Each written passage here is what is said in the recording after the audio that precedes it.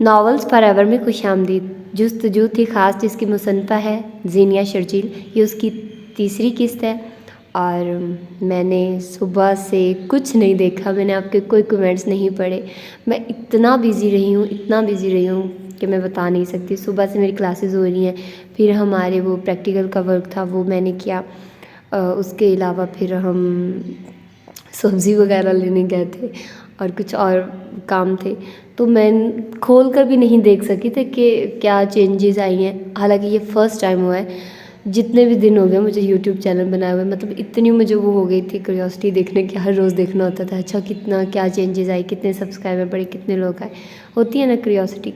तो मेरा भी था, लेकिन आज मेरे पास इतना भी टाइम नहीं था कि मैं खोल कर देख ही सकूँ। ड्यूरिंग क्लास जो मुझे थोड़ा बहुत टाइम मिला था मैं उसमें पढ़ती रही थी और बस यहीं आज मेरा सारा दिन चल रहा है। अभी मुझे थोड़ा सा टाइम मिला, अभी मैं सब्ज़ी लेकर आई हूँ। हम बाहर सब्ज़ी लेकर आए हैं बाहर से, यूनिवर्सिटी के बाहर से, और हमने पकानी है। मैं तो नहीं, मेरी रूममेट पकाती है मैं बाकी काम कर लेती हूँ। तो बस अब वो पकाएंगे और मैं देखो इधर आ गई हूँ, मैं रिकॉर्डिंग करने के लिए आ गई हूँ। उसके बाद फिर मैंने अपलोड कर देना इसको, पहले एडिट करना है फिर उसके बाद अपलोड कर देना है, तो काफ़ी टाइम लग जाएगा इस चीज़ में, और फिर मैं पढ़ लूँगी। और सॉरी मैं आप लोगों के कोई कमेंट का रिप्लाई नहीं दे पा रही हूँ और शायद दे भी ना पाऊँ, बट आप लोग करते रहिएगा। मैं जब फ्री हुई या जब मेरे पास टाइम हुआ, जब मैंने थोड़ा सा रिफ़्रेश होना हुआ, तब मैं आप लोगों के कमेंट्स पढ़ लिया करूँगी। बट इस चीज़ को मत कीजिएगा कि आप हमारे कमेंट्स नहीं पढ़ रही, मेरे पास टाइम ही नहीं है यार कि मैं आप लोगों के कमेंट्स पढ़ सकूँ। तो चलिए अब नावल की तरफ बढ़ते हैं, क्योंकि मुझे भी बहुत ज़्यादा वो क्यूरियोसिटी है उसमें कि क्या होने वाला है। मैंने भी नहीं पढ़ा, मैं भी आप लोगों के साथ ही पढ़ रही हूँ। जितना आप लोग इंतज़ार करते हो मैं भी कर रही हूँ, और मुझे लिटरली पता नहीं चल रहा है कि टाइम कैसे गुजर रहा है, यूँ चुटकियों में गुजर रहा है। मुझे तो लग रहा है अभी मैंने पढ़ा था नावल और अभी फिर दोबारा पढ़ने लगी हूँ। इतना टाइम मतलब पता ही नहीं चल रहा, टाइम ऐसे भाग रहा है ना। अल्लाह खैर करे, बस अल्लाह बरकत डाले टाइम में। खैर हम लोग पढ़ते हैं इस टाइम नावल को। मुझे नींद की तलब नहीं, मगर रातों को जागना अच्छा लगता है। मुझे मालूम नहीं वो मेरी किस्मत है या नहीं, मगर उसे बार बार खुदा से मांगना अच्छा लगता है। खिड़की से बाहर का मंजर देखकर वो स्मोकिंग कर रहा था, तब अपने कमरे में किसी की मौजूदगी का एहसास पर शेरदिल ने पलटकर देखा तो रमला चलती हुई उसके पास आई। वो आम दिनों के मुकाबले में आज उसे कुछ परेशान और बुझी बुझी लग रही थी। क्या हुआ आपको? क्या कोई मसला दरपेश आया है? शेरदिल अपने ऊपर छाए उदासी की कैफियत से वक्ती तौर पर निकलता हुआ रमला से उसके बारे में पूछने लगा, क्योंकि वो जानता था रमला का उसके कमरे में आना बेसबब नहीं था। चेहरा देखकर दिल का हाल जानना, सिर्फ तुम ही इस फन से वाकिफ़ नहीं हो। मैं भी जानना चाहती हूँ तुम्हारे साथ क्या मसला दरपेश आया, क्योंकि तुम इस कदर खामोश हो चुके हो और उलझे उलझे दिखाई देते हो जब से मलेशिया से वापस आए हो। ये बिखरा उलिया, बेजा स्मोकिंग, खुद को कमरे में बंद रखना, ऑफिस से जल्दी वापस आ जाना, आखिर क्या वजह है इन सब हरकत के पीछे? रमला कमरे में मौजूद कुर्सी पर बैठती हुई शेरदिल से पूछने लगी। वेरी नाइस, यानी आज आप अपना कोई मसला डिस्कस करने नहीं आई, बल्कि मुझसे मेरे हाल के बारे में पूछने आई हैं। शेरदिल हाथ में पकड़ी हुई सिगरेट जूते से मसलता हुआ बोला तो रमला उसको देखने लगी। दिल की बात शेयर करने से दिल का बोझ ख़त्म ना सही कम ज़रूर हो जाता है। शायद तुम्हारे मसले का ही कोई हल मिल जाए। रमला नरमी बरतती हुई शेरदिल से बोली, क्योंकि पिछले 20 दिनों से उसकी जो हालत हो चुकी थी वो काबिल गौर थी। दिल का बोझ कम नहीं होगा, उसकी बातें दिल का बोझ मज़ीद बढ़ा देती हैं। आपके पास मेरे मसले का हल नहीं, मेरा मसला उसकी तलाश है जो आपसे डिस्कस करने से हल नहीं हो सकता। शेरदिल रमला के सामने कुर्सी पर बैठता हुआ बोला तो रमला गौर से उसे देखती पूछने लगी, कौन है वो? रमला के पूछने पर शेरदिल के चेहरे के संजीदा तासुरात पथरीले हुए। वही जिसको दागदार कर दिया मैंने, जिसका दिल दुखाते हुए ये एहसास मुझे छू कर नहीं गुजरा कि बाद में मैं खुद उसके लिए कितना तड़पूंगा। और ऊपर वाले ने बिल्कुल सही किया मेरे साथ। उसकी मोहब्बत मेरे दिल में पैदा करके मेरी पहुंच से दूर कर दिया उसे। लेकिन मैं बहुत तकलीफ़ में हूँ, अंदर ही अंदर घुल रहा हूँ, ख़त्म हो रहा हूँ। रोज़ ऊपर वाले से माफ़ी मांगता हूँ, दुआ करता हूँ वो मुझे मिल जाए, लेकिन उसे मुझ पर तरस ही नहीं आता। वो जवान पूरा मर्द नम आंखों से रमला के सामने अपने गुनाह और मोहब्बत दोनों का एतराफ़ कर रहा था। रमला खामोशी से उसको देखने लगी। वो शेरदिल की बेबसी महसूस कर सकती थी, मगर उसके लिए कुछ कर नहीं सकती थी। वो शेरदिल को ये भी नहीं कह सकती थी कि जिस लड़की को उसने दागदार किया, अगर वो लड़की उसको मिल भी जाती तो उसको कभी माफ़ नहीं करती। रमला खामोशी से वापस जाने लगी। नज़ीर बता रहा था, अब 2 मरतबा डॉक्टर अजीज़ की तरफ गई थी। शेरदिल की आवाज़ पर रमला के कदम रुके। घर के तमाम मुलाजमीन शेरदिल से वफादार थे, उसे हर छोटी खबर से बाखबर रखते थे। हानिया से मिलने गई थी। फ़हीम की डेथ के बाद बहुत फिक्र रहने लगी है मुझे उसकी। रमला अफसुर्दगी से शेरदिल को बताने लगी। शेरदिल को ये मालूम था हानिया रमला के पहले शौहर फ़हीम की बेटी का नाम है, जिसे ना तो उसने पहले कभी देखा था, ना उसे देखने का तजस्सुस हुआ। फ़हीम की मौत की खबर सुनकर वो एक पल के लिए खामोश हुआ। फिर रमला के उदास होने की वजह शेरदिल के दिमाग में आई। अगर आप अपनी बेटी के अकेले हो जाने पर परेशान हैं तो बेशक उसे यहाँ अपने पास बुला लें। शेरदिल को रमला की परेशानी का यही हल समझ में आया। तभी वो उसको मशवरा देता हुआ बोला, जिस पर रमला अफसुर्दगी से मुस्कुराए। तुम्हारा गम और मेरा गम मिलता जुलता ही है शेर। जिसको तुमने बर्बाद किया उसकी मोहब्बत तुम्हारे दिल, तुम्हारे वजूद में सरायत कर गई है। तुम तड़प रहे हो मगर वो तुम्हें दरकार नहीं। मेरे साथ भी कुछ ऐसा ही है। मैंने भी हानिया को पैदा किया, वो मेरे वजूद का ही हिस्सा थी। मैंने दुनिया की चकाचौंध के आगे उसे तब नज़रअंदाज किया जब उसे मेरी ज़रूरत थी। अब उसके लिए मेरा दिल तड़पता है, मगर वो मेरी शक्ल देखने की रवादार नहीं। दुनिया में अकेले रहने के बावजूद वो मेरे पास आना तो दूर की बात, मुझसे बात करने के लिए तैयार नहीं। रमला नम आंखें और भराए लहजे में बोलती शेरदिल के कमरे से निकल गई। इतवार की शाम आकर गुजर चुकी थी, मगर उसे मौका ही नहीं मिल सका कि वो दानियाल से राब्ता कर सके। मिलना तो काफ़ी दूर की बात थी। न जाने क्यों उसे महसूस हो रहा था या फिर सच था, दिलावर ने उस पर कड़ी नज़र रखी हुई थी। माल वाले किस्से के बाद से जैसे दिलावर उसके हर अमल पर चौकन्ना रहता था, उसलिए उसे दिलावर से मज़ीद चिढ़ हो चुकी थी। आज उसे रमला का मोबाइल हासिल हुआ, जिससे उसने चोरी छुपे दानियाल को कॉल मिलाई थी। दानियाल मिशी पर शदीद गुस्सा था। वो दिलावर को गालियाँ देने के साथ साथ उसे भी बेवफा कह रहा था, क्योंकि 2 दिन गुजर चुके थे और मिशी उससे मिलने नहीं आई थी। दानियाल मिशी को साफ लफ्ज़ों में कह चुका था, अगर वो अपनी बाकी की ज़िंदगी उसके साथ गुजारना चाहती तो किसी भी तरह आज रात चोरी से उसके पास आ जाए। वो उसके साथ अपने पेरेंट्स और दोस्तों के सामने निकाह करने के बाद उसको बाहिफाजत तरीके से वापस घर पहुंचा देगा। दानियाल ने मिशी को ये बात भी बावर करवाई थी कि जिस तरह की पाबंदी उसके घर वालों ने उस पर लगाई है, चोरी छुपे निकाह करना है इसका वाहिद हल है। उसके घर वाले उसकी शादी दानियाल से कभी नहीं करेंगे। बेजा पाबंदियों से परेशान होकर मिशी को भी दानियाल की बात सच लग रही थी, इसलिए सबके सोने के बाद वो घर से बाहर निकलकर दानियाल के दिए गए एड्रेस पर पहुंचने वाली थी। एक बार उसका और दानियाल का निकाह हो जाता तो फिर सब ठीक हो जाता।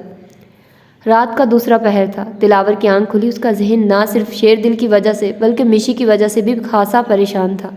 यही वजह थी कि वो अपने बाबा साई के बुलाने पर भी उनके पास गांव नहीं गया था। दानियाल के बारे में उसने तमाम मालूमात इकट्ठी कर ली थी। ना तो उस लड़के की सुबत ठीक थी, ना उसके अज़ाइम ठीक थे। वो मालदार घराने की लड़कियों की ब्लू फिल्म्स बनाकर उन लड़कियों को और उनकी फैमिली को ब्लैकमेल करता था। ये सारी मालूमात उसने अभी तक शेरदिल को नहीं बताई थी। ना ही उसने शेरदिल को मिशी की मॉल वाली हरकत के बारे में घर आकर बताया था, क्योंकि शेरदिल पहले ही परेशान था। दिलावर उसको मज़ीद डिस्टर्ब नहीं करना चाहता था, लेकिन दिलावर को अब मिशी की फ़िक्र होने लगी थी। उसने अपने लिए जिस शख्स का इंतखाब किया था वो शख्स उसके लिए ज़रा ठीक नहीं था। दिलावर ये सारी बातें अगर मिशी को बता देता तो मिशी उसकी बातों पर कभी भी यकीन नहीं करती। रात के इस पहर दिलावर के कमरे का दरवाज़ा बजा तो दिलावर ने हैरत से घड़ी में टाइम देखा और कमरे का दरवाज़ा खोलने बेड से उठा। आप इस वक्त? सब खैरियत है?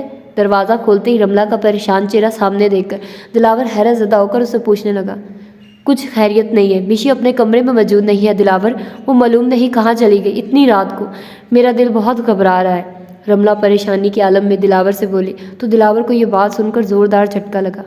क्या कर रहा है? चेहरे से कैमरा हटा, बॉडी के दूसरे पार्ट्स को फोकस कर ढंग से। दानियाल कुनान को घरकता हुआ बोला, जो बेड पर बिना लिबास बेहोश लेटी हुई मिशी की वीडियो बना रहा था। यार तू बड़ा ही रूखा फीका बंदा है, यहाँ मुकम्मल हुसन ऐसे खुला पड़ा है और तू मुझसे वीडियो बनवाने का बोल रहा है। भाई ये वीडियो शीडियो तू ही बना, मुझे इस हुसन को ज़रा करीब से छू कर देखने दे। कुनान कैमरा दानियाल को पकड़ाता हुआ मिशी के बेहोश वजूद की तरफ नदीदेपन से लपकने वाला था, तभी उसको दानियाल ने रोका। दिमाग ख़राब हो गया तेरा? पहले उसकी वीडियो ढंग से बना, जब ये वीडियो वायरल होगी तब हम माल कमा सकते हैं, मगर इससे पहले इसे यही वीडियो दिखाकर होश में उसके साथ। दानियाल मिशी के बेहोश वजूद को देखता हुआ उसका मजाक उड़ाकर बोला, तभी उसे महसूस हुआ घर के अंदर कोई दाखिल हुआ है। ये आवाज़ कैसी है? क्या तूने और भी किसी को बुलाया है? कुनान खुद भी जूतों की आवाज़ पर चौकन्ना हुआ दानियाल से पूछने लगा, यहाँ कोई पार्टी चल रही है जो मैं किसी को बुलाऊंगा? चल आकर मेरे साथ देख कौन आया है। दानियाल बोलता हुआ कमरे से बाहर निकलता। उसके पीछे कुनान भी पहुंचा, मगर अचानक ही हॉल में दिलावर दानियाल पर बुरी तरह झपट पड़ा। कहाँ है वो? बता, क्या किया है तूने उसके साथ?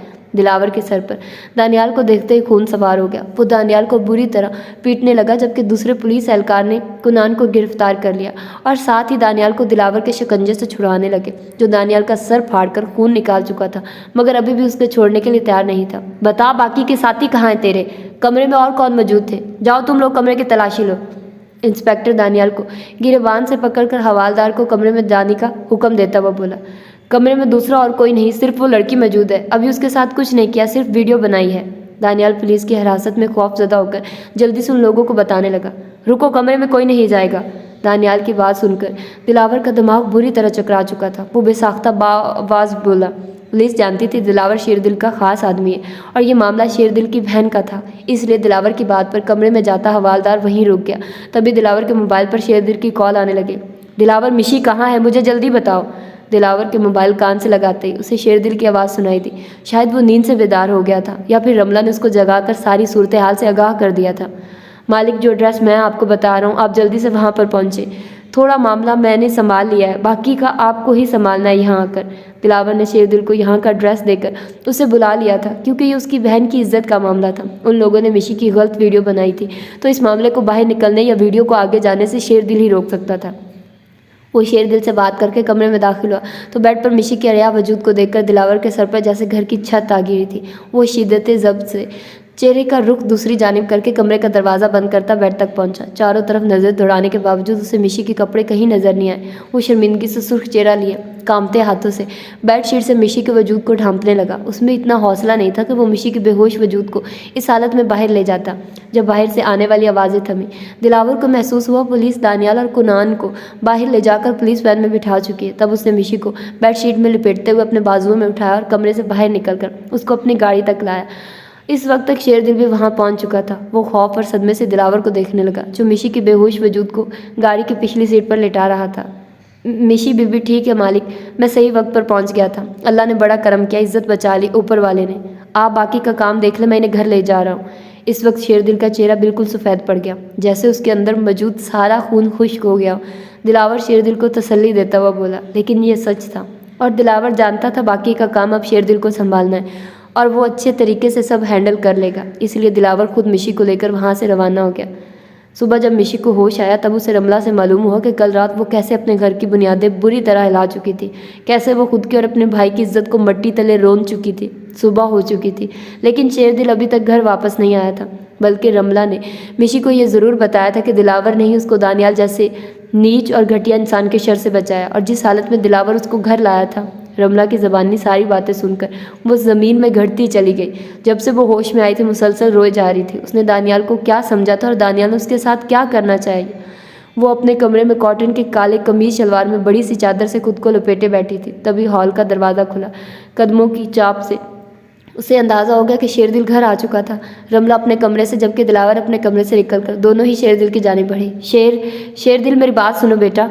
रमला शेरदिल को बाजू पकड़ती उसको पुकारती हुई बोली, क्योंकि इस वक्त शेरदिल के चेहरे के तासुरात काफ़ी सख्त और पथरीले थे। मगर वो बिना कुछ बोले रमला से अपना बाजू छुड़वाकर तेज़ी से अपने कमरे की जानिब बढ़ गया और दरवाज़ा अंदर से लॉक कर लिया। दिलावर, वो गुस्से में कुछ गलत न कर ले अपने साथ। खुदारा जल्दी से दरवाज़ा खोलो उसके कमरे का।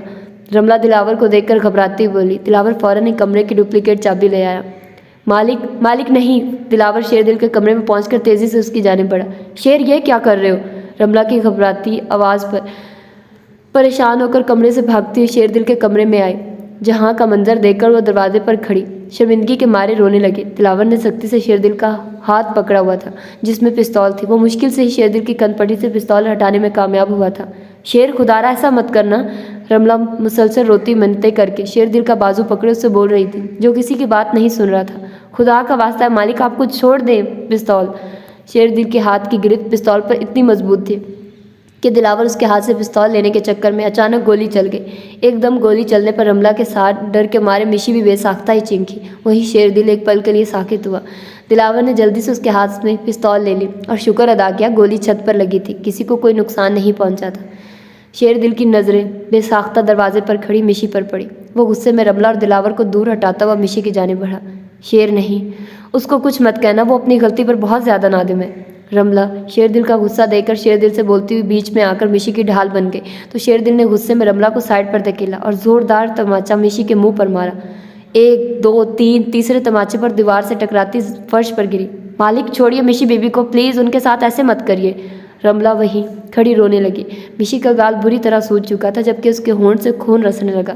जब वो नीचे फर्श पर गिरी तो दिलावर ने बहुत मुश्किल से शेरदिल को काबू में किया, जो उस वक्त बेकाबू होकर मिशी को बख्शने के मूड में नहीं लग रहा था। मिशी फर्श पर बैठी ज़ारों कतार रोने लगी। पिस्तौल दो मुझे दिलावर। शेरदिल दिलावर के हाथ से पिस्तौल लेने की कोशिश करता हुआ गुस्से में दहाड़ा। शेर होश में आओ, क्या हो गया है तुम्हें? रमला अब की बार शेरदिल को दोनों बाजुओं से पकड़कर झंझोड़ती हुई चीख कर बोली, क्या हो गया मुझे?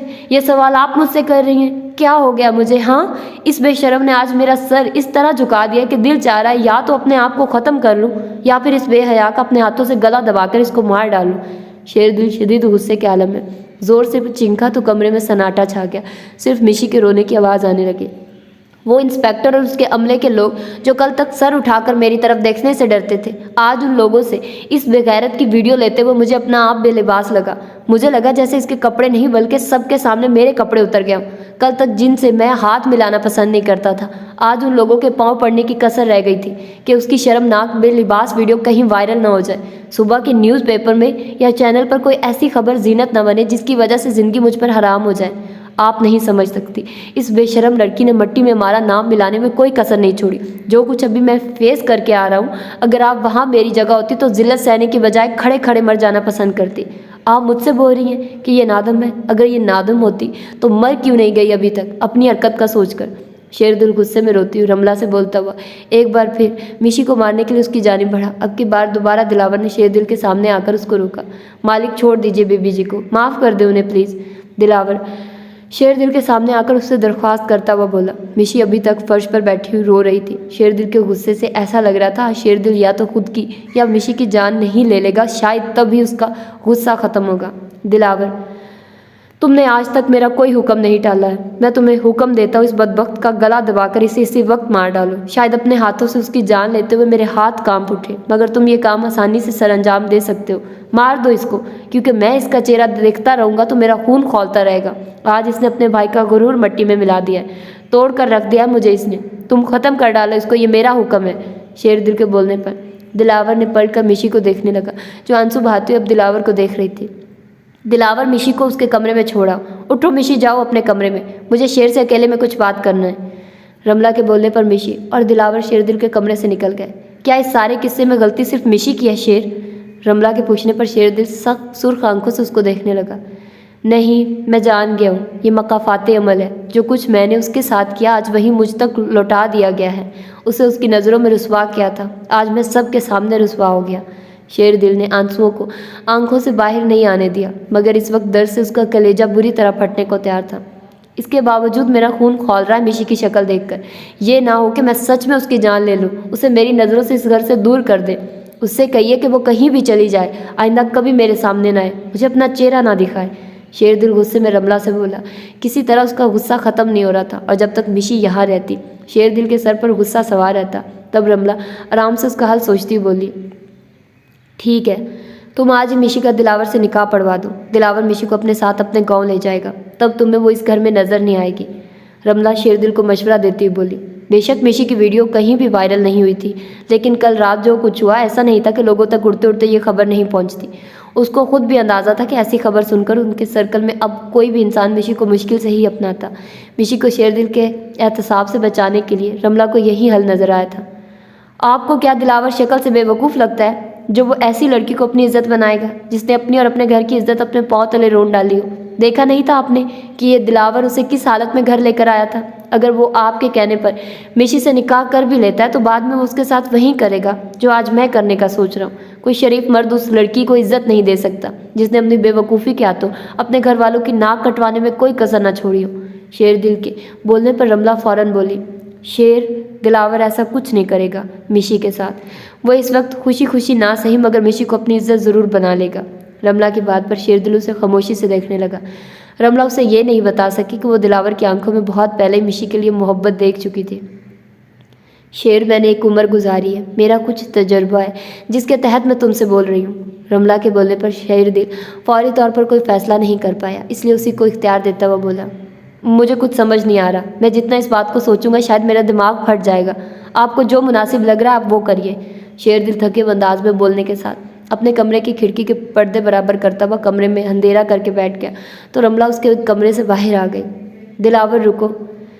शेर दिल के कमरे से निकलकर दिलावर अपने कमरे में जाने लगा। तभी मिशी के बेसाख्ता पुकारने पर दिलावर के कदम थमे। वो पलटकर मिशी के पास आया और मिशी का झुका हुआ सर देखने लगा। आज पहली बार ऐसा हुआ था जब सर दिलावर ने नहीं, मिशी ने उसके सामने झुकाया था। दिलावर, मैं तुमसे कहना चाह रही थी कि मिशी उससे नज़रें मिलाए बगैर बोली। उसको समझ नहीं आया वो आगे क्या बोले। उसे कैसे बताए कि उसके साथ वैसा कुछ नहीं हुआ जिसके बाद उसके लिए मौत का सोचना आसान हो जाता, मगर जो कुछ हो चुका था वो भी तो कम नहीं था। इसलिए अपना जुमला अधूरा छोड़कर वो बेबसी से सर उठाकर दिलावर को देखने लगे। आपको लगता है कि अब आपके पास कहने के लिए कुछ बचा है किसी के सामने? दिलावर मिशी को देखता हुआ संजीदा लहजे में उसे पूछने लगा। मिशी उसकी बात सुनकर तड़प गई। तो फिर भाई का कहा पूरा कर दो, अपने हाथों से गला दबाकर मार डालो मुझे। मिशी दिलावर से बोलने के साथ ही अपना चेहरा दोनों हाथों में छुपाकर बेख्तियार रोने लगी। अब शायद सारी उम्र उसे खुद को दूसरों के सामने अपना आप पाकबाज बनाने में गुजर जानी थी। गला ही तो नहीं दबा सकता आपका, मगर काम आपने ऐसा किया कि सच में आपका गला दबा दिया जाए। बहुत जुल्म किया आपने अपने भाई पर और मुझ पर भी। दिलावर गुस्से में मिशी से बोलता हुआ वहाँ से जाने लगा तो रमला शेरदिल के कमरे से निकलकर उन दोनों के पास चली आई। मिशी से निकाह करोगे दिलावर? उसको अपनी इज्जत बनाना चाहोगे? रमला के सवाल पर जहाँ दिलावर सन्नाटे में आ गया, वहीं मिशी अपने चेहरे से दोनों हाथ हटाकर रमला को फटी फटी आंखों से देखने लगी। उसने आहिस्तगी से रमला को पुकार कर एहतजाजन रमला को देखा। तुम खामोश रहो। मिशी, एहतजाज करने का या इनकार करने का हक तुम खो चुकी हो। रमला मिशी को सख्ती से टोकती हुई दोबारा खामोश खड़े दिलावर की तरफ मतवज्जो हुई, जो अभी तक बेयकीन सा रमला को देख रहा था। जवाब दो दिलावर, क्या तुम्हारा दिल तुम्हें अब भी इजाज़त देता है कि तुम अपनी मोहब्बत को बगैर हिचकिचाए अपनाओ, या खाली खौली नाम नेहाद जज्बा था तुम्हारे दिल में? बताओ दिलावर, क्या तुम अब भी मिशी को कबूल कर सकते हो? रमला के इंकशाफ पर दिलावर हैरत ज़दा सा उसे देखने लगा। इतनी बड़ी बात रमला कैसे जानती थी कि वो मिशी को पसंद करता है? उसे बिल्कुल अंदाज़ा नहीं था, जबकि मिशी खामोशी से रमला को अपनी ज़िंदगी का इतना बड़ा फैसला करते देखने लगी। आप कैसे जानती हैं कि मैं ऐसा मिशी बीबी के लिए अपने दिल में? दिलावर हैरत ज़दा सा थोड़ा परेशान सा रमला से पूछने लगा। ये इन बातों का वक्त नहीं है दिलावर, तुम इतना बताओ कि मिशी को अपनाना चाहते हो या नहीं? रमला झुंझला कर दोबारा दिलावर से पूछने लगी। मिशी अपनी किस्मत के फैसले के इंतज़ार में खामोश खड़ी आंसू बहाए जा रही थी। मालिक, मेरा मतलब है वो कैसे गुस्से में अपनी बहन का रिश्ता? दिलावर अजीब तजब्जुब का शिकार था, उससे समझ नहीं आ रहा था क्या बोले। शेर राज़ी है, तुम अपनी बात करो। अगर मिशी को अपनी इज्जत बनाना चाहते हो तो शाम तक काजी को ले आना। आज शाम में मिशी को तुम्हारे निकाह में दे दिया जाएगा। तुम उसे अपने साथ गांव ले जाना, लेकिन याद रहे दिलावर, अगर दिल से उसको अपनाना है तभी इससे रिश्ता जोड़ना। रमला के बोलने पर दिलावर एक नज़र मिशी के आंसू बहाते चेहरे पर डालकर वहाँ से चला गया। मैं आपकी सगी औलाद नहीं, लेकिन इसके बावजूद मुझे लगता था आप मुझसे प्यार करती हैं। आप ऐसा कैसे कर सकती हैं मेरे साथ मामा? दिलावर के वहाँ से जाने के बाद मिशी रोती हुई रमला से पूछने लगी। मैंने इस घर से तुम्हारी डोली उठने के ख्वाब देखे थे, मगर जो गुनाह तुमसे सरजद हुआ है, शेर तुम्हारा इस घर से जनाजा ना उठा दे। इसलिए जो हो रहा है उसे अपनी सज़ा समझकर खामोशी से ये जहर का घूंट पी लो। रमला मिशी को बोलती हुई वहाँ से चली गई। दिलावर ने हमेशा की तरह मिशी के लिए गाड़ी का पिछला दरवाज़ा खोला, मगर वो आज पिछली सीट की बजाय खुद गाड़ी की अगली सीट का दरवाज़ा खोलकर अंदर बैठ गई। दिलावर ने एक नज़र मिशी को देखा। लंबा सांस खींचता हुआ वो मिशी का अपने हाथ में पकड़ा हुआ बैग, जो उसे चंद मिनट पहले रमला ने थमाया था, गाड़ी की पिछली सीट पर रखकर खुद ड्राइविंग सीट संभाल चुका था। रास्ता तवील था, शाम हो चुकी थी, रात तक उन्हें गाँव पहुँच जाना था। थोड़ी देर पहले उन दोनों का निकाह हुआ था, जिसमें सारा कुछ रमला ने संभाला था। उसकी रुखसती के वक्त रमला ने ही मिशी को गले लगाकर ढेर सारी दुआएं दी थी। शेरदिल ने ना तो मिशी के सर पर हाथ रखा, ना ही उसे कोई दुआ दी थी। उसने निकाह में शिरकत भी रमला के कहने या दिलावर का चेहरा देखकर लगे बंदे अंदाज में की थी। मिशी की तरफ तो शेरदिल ने देखना भी गवारा नहीं किया था। अलबत्ता दिलावर से मिलकर वो अपने कमरे में जा चुका था। जहाँ शेरदिल के रवैये पर मिशी का दिल दुखा था, वहीं गाड़ी स्टार्ट होने पर मिशी अपनी किस्मत पर आंसू बहाना शुरू कर चुकी थी। दिलावर ने ड्राइविंग करते वक्त मिशी की तरफ नज़र उठाकर नहीं देखा था। वो खामोशी से ड्राइविंग कर रहा था, मगर जानता था इस वक्त वो उसके बराबर में बैठी बेआवाज़ अपनी किस्मत पर आंसू बहा रही थी। वो हक और इख्तियार तुम अपनी ज़िंदगी में कभी हासिल नहीं कर सकते। सुना तुमने? अगर कभी ज़िंदगी में ऐसा वक्त आया अभी कि तुम मिशी पर हक जताओ तो उससे पहले मिशी मौत को गले लगाना पसंद करेगी, समझे तुम? तफक्कुर से बोला गया उस लड़की का जुमला याद करके दिलावर अंदाज़ा लगा सकता था कि इस वक्त इस लड़की के दिल पर क्या बीत रही होगी, किस मजबूरी के आलम में उस लड़की ने उसका साथ कबूल किया होगा। अगर वो ऐसा ना करती तो आज उसका भाई उसकी जान ले लेता। आधा रास्ता तय करने के बाद गाड़ी एक जगह पर रुकी। रोने का मशगला पूरा कर लिया तो गाड़ी से उतर जाइए, कुछ खा लेते हैं। बेगम साहिबा ने बताया कि आपने सुबह से कुछ नहीं खाया, गांव पहुंचते पहुंचते हमें रात हो जाएगी। दिलावर चंद घंटे के बाद रास्ते में एक मामूली से ढाबे पर गाड़ी रोकता हुआ मिशी से बोला। मिशी की भूख तो पहले ही मरी हुई थी। सामने आलीशान रेस्टोरेंट को देखकर वो मज़ीद आबदीदा हुई। भूख नहीं है मुझे, कुछ नहीं खाना, मौत नहीं आ जाएगी अगर कुछ नहीं खाऊंगी। मिशी आंसू साफ करती दिलावर से अखड़े हुए लहजे में बोली तो दिलावर सिटिंग व्हील को पकड़े गाड़ी की सीट से सर टेकता हुआ मिशी की जानिब उसका चेहरा देखने लगा। मिशी उसकी बजाय सामने देख रही थी। मौत अगर अचानक आ जाए तो इतनी तकलीफ़ नहीं देती जितना सिसक सिसक कर जीना तकलीफ़ दे अमल है। आपके सिसकने के लिए पूरी ज़िंदगी पड़ी है, इसलिए ज़िद मत करिए और कुछ खा लें। वैसे भी ज़िंदा रहने के लिए खाना ज़रूरी होता है, भले जब पेट भर जाए तो अपनी किस्मत पर दोबारा आंसू बहाने बैठ जाइएगा। दिलावर उस पर गहरा तंज करता हुआ खुद गाड़ी से उतरा और मिशी की जानिब आया। उसने मिशी की तरफ का दरवाज़ा खोला। मैंने तुमसे बोला कुछ नहीं खाना, मुझे समझ में नहीं आ रहा तुम्हें? उसकी तरफ का दरवाज़ा खोलने पर मिशी गुस्से में दबी आवाज़ में बोली, जिस पर दिलावर के चेहरे पर अचानक सख्ती के तासुरात नुमाया हुए। मैं आपका नौकर नहीं हूँ जो आपकी बदतमीज़ी को अब खामोशी से बर्दाश्त करूँगा। ये बात आप खुद याद रखेंगी तो ज़्यादा अच्छा होगा, वरना अगली बार इतने आराम से मैं आपको नहीं समझाऊँगा कि अब आपसे मेरा क्या रिश्ता है। उतरिए गाड़ी से। दिलावर उसकी हट दर्मी को खातिर में लाए बगैर अब के बार मुकम्मल इस्तेआक से बोला तो मिशी भी जान गई अब उसकी ज़िद, हट दर्मी या अकड़ पहले की तरह काम नहीं आने वाली थी। दिलावर का उसकी आंखों में आंखें डालकर हुक्म देना और हक जताने वाला अंदाज उसे बहुत कुछ बावर करवा चुका था, इसलिए बिना कुछ बोले वो खामोशी से गाड़ी से बाहर निकली। कोई आम दिन होता दिलावर को उसको खाने के लिए नहीं बोलना पड़ता, बल्कि वो खुद दिलावर को गाड़ी रुकवाकर उसे खाने का ऑर्डर देती, मगर अब वो वक्त गुजर चुका था। मैंने कभी पहले ऐसी जगह पर बैठकर खाना नहीं खाया, ये मेरा स्टैंडर्ड नहीं है। मिशी उस जगह को देखकर बोली जहाँ धूल उड़ती खुला मैदान टाइप की जगह पर प्लास्टिक की मामूली सी मेज़ और कुर्सियाँ रखी हुई थी जिन पर गिने चुने लोग बैठे थे। आपकी जिस हरकत पर निकाह के 2 बोल पढ़वा कर आपके घर वालों ने आपको मेरे साथ रुखसत कर दिया है, वो हरकत किसी शरीफ लड़की का स्टैंडर्ड जाहिर नहीं करती थी बीबी जी।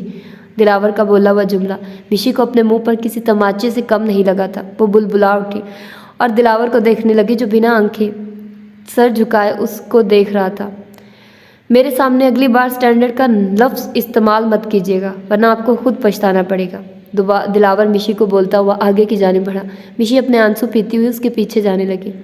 खान साहब, आपके लिए गरीब खाने का सबसे महंगा खाना 1 प्लेट और 1 प्लेट दाल चावल ले आइएगा, और हाँ, 1 मिनरल वाटर की बोतल भी साथ ले आइएगा। क्या? हाँ ना, नाजुक लोग किसी बड़ी तब्दीली को जल्दी कबूल नहीं कर पाते। मिशी के कुर्सी पर बैठने पर दिलावर पास खड़े वेटर से बोला तो मिशी ने एक ज़ख्मी नज़र दिलावर के चेहरे पर डाली, मगर वो उसकी तरफ मुतवज्जो नहीं था, बल्कि मामूली से स्टील के जग से अपने लिए गिलास में पानी निकाल रहा था। मिशी को एक मरतबा फिर अपनी किस्मत पर रोना आने लगा। बिरयानी की प्लेट में चम्मच चलाती हुए वो साथ ही आंसू बहा रही थी, जबकि साथ बैठा हुआ दिलावर हाथ से नवाला बनाकर दाल चावल खाने में मसरूफ़ था। इस तरह आंसू बहा कर आप मुझे यहाँ मौजूद दूसरे लोगों की नज़रों में मशकूक कर रही हैं। रोना बंद कीजिए और खाना खाइए। दिलावर के सख्त अंदाज में बोलने पर वो चमचे में चावलों को भरकर हलक से नीचे उतारने लगी। आज पहली बार ऐसा हुआ था कि उसने घर के किसी मुलाजिम के साथ बैठकर खाना खाया। वो आंसू पीती हुई खामोशी से खाना खाने लगी। ये गोली खा ले, बुखार की शिद्दत में कमी आ जाएगी इससे। मिशी वापस गाड़ी में बैठी तो दिलावर मिनरल की बोतल के साथ मेडिसिन उसकी जानिब बढ़ाता हुआ बोला। सुबह का चढ़ा हुआ बुखार अब शिद्दत इख्तियार कर गया था। वो इस वक्त बुखार में बुरी तरह जल रही थी। इसका अंदाज़ा दिलावर ने उसके सते हुए चेहरे से लगा लिया था, जबकि दूसरी तरफ मिशी दिलावर के हाथ से मेडिसिन लेने की बजाय खामोशी से उसका चेहरा देखने लगी। कभी नरम कभी गर्म दिलावर का अजीब सा रवैया, शायद वो खुद समझ नहीं पा रहा था इस वक्त मिशी को कैसे ट्रीट करें। ऐसे क्या देख रही हैं? ये पिस्तौल की गोली नहीं, पैनाडोल की गोली है। आपके भाई जितना संगदिली का मुजाहरा नहीं कर सकता दिलावर आपके साथ। दिलावर मिशी का हाथ पकड़कर उसकी हथेली पर 2 गोलियां रखने के बाद उसकी गोद में पानी की बोतल रखता हुआ बोला और दोबारा गाड़ी स्टार्ट कर दी। एक बार फिर गाड़ी में खामोशी छा चुकी थी, जिसका असर ज़ाहिर करने के लिए दिलावर ने CD प्लेयर ऑन किया। जब कोई बात बिगड़ जाए जब कोई मुश्किल पड़ जाए तुम देना साथ मेरा, ओ हमनवा। ना कोई है ना कोई था ज़िंदगी में तुम्हारे सिवा, तुम देना साथ मेरा, ओ हमनवा। गुलकार की आवाज़ सुनकर मिशी डुबडुबाई आंखों से दिलावर को देखने लगी तो दिलावर ने फ़ौरन सीडी प्लेयर बंद कर दिया, जिसके बाद मिशी अपना चेहरा छुपाकर एक मर्तबा फिर रोने लगी। दिलावर दोनों होंठ आपस में भेजता हुआ जब्त करके खामोशी से ड्राइविंग करने लगा। महरीन मेरी बात सुनो, कहाँ जा रही हो यार? महरीन गुस्से में नाइटी के ऊपर गाउन लेती हुई बेडरूम से निकली तो हसाम को अपनी गलती का एहसास हुआ। वो बेखुदी के आलम में अपना काम बिगाड़ चुका था, इसलिए महरीन के पीछे आता हुआ उससे बोला, महरीन मेरी बात सुन लो, मेरा वो मतलब हरगिज़ नहीं था, तुम गलत समझ रही हो मुझे। हसाम महरीन को बाजू से पकड़कर रोकता हुआ बोला तो महरीन ने हसाम का बाजू अपने बाजू से दूर झटका। तुम्हारा जो मतलब था मैं अच्छी तरह समझ चुकी हूँ, तुमने उसे अपनी ज़िंदगी से निकाल दिया मगर दिमाग से नहीं निकल पाई। जब भी उसकी यादों में खोए रहते हो, मेरे करीब आकर तुम उसी को पुकार रहे थे। मैं महरीन हूँ हसाम, हानिया नहीं। महरीन गुस्से में आकर हसाम पर चींखी। हसाम उसके इतने करीब, उसके वजूद में गुम, उसे हानिया कहकर पुकार रहा था। भला ये बात वो कैसे बर्दाश्त कर सकती थी? देखो मेरी जान, वो अब मेरी ज़िंदगी में कहीं नहीं है। अगर मेरे दिल में उसके लिए फीलिंग होती तो क्या मैं उसको डाइवोर्स देता? ऐसा नहीं है जान, मैं इसको नहीं सोचता। मैं तो अपने नए बिजनेस शुरू करने के बारे में सोचता रहता हूँ, जहाँ मैं इतना सारा पैसा इन्वेस्ट कर चुका हूँ। और अब भी सीरियसली मालूम नहीं कैसे मेरे मुँह से उसका नाम निकला। मोहब्बत तुम हो मेरी। हसाम उसे बाहों में लेकर बहलाता हुआ बोला। शुक्र था वो बहल चुकी थी, वरना हसाम के लिए अलग मसला खड़ा हो जाता। खाओ मेरे सर की कसम, तुम्हारे दिल में सिर्फ मैरीन है, हानिया कहीं भी नहीं। मैरीन हसाम की बाहों में उससे बोली। सर की नहीं, तुम्हारी जान की कसम मेरी जान, मेरे दिल में सिर्फ तुम ही मौजूद हो। वो इसी तरह बैल सकती थी और हसाम का यकीन कर सकती थी, इसीलिए मैरीन की झूठी कसम खाने में उसे भला क्या कबाहत हो सकती थी। लेकिन वो अपने दिल की कैफियत पर खुद परेशान था। न जाने क्यों उसको ऐसे वक्त में हानिया की याद आ गई थी। रात के 12:30 बजे गाड़ी गांव की हदूद में दाखिल हो चुकी थी। घर पहुंचते पहुंचते 1:15 का टाइम हो चुका था। काफ़ी देर से ड्राइविंग करते करते वो खुद भी थक चुका था, जबकि मिशी गाड़ी में सो चुकी थी। घर आ गया है, दिलावर मिशी को जगाने के घर से बोला, मगर मिशी यूं ही आंखें बंद किए गाड़ी की सीट पर बैठी रही और इस तरह वो कितनी मासूम लग रही थी।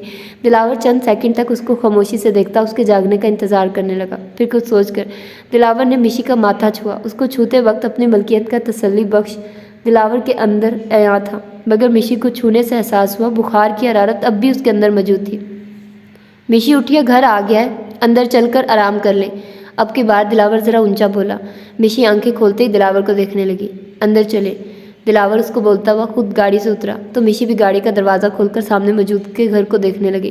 दिलावर ने मिशी का बैग गाड़ी से निकालते हुए मिशी की तरफ अपना हाथ बढ़ाया, क्योंकि उसे बुखार था और वो अभी कच्ची नींद से बेदार हुई थी।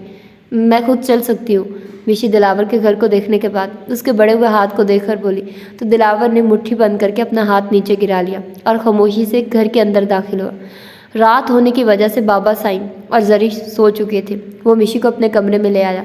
मिशी कमरे के दरवाजे पर खड़ी उसके कमरे का जायज़ा लेने लगी। यहाँ आने से पहले जैसा उसने तसव्वुर किया था, ना तो उसका घर बहुत ज़्यादा छोटा था, ना ही ये कमरा छोटा था।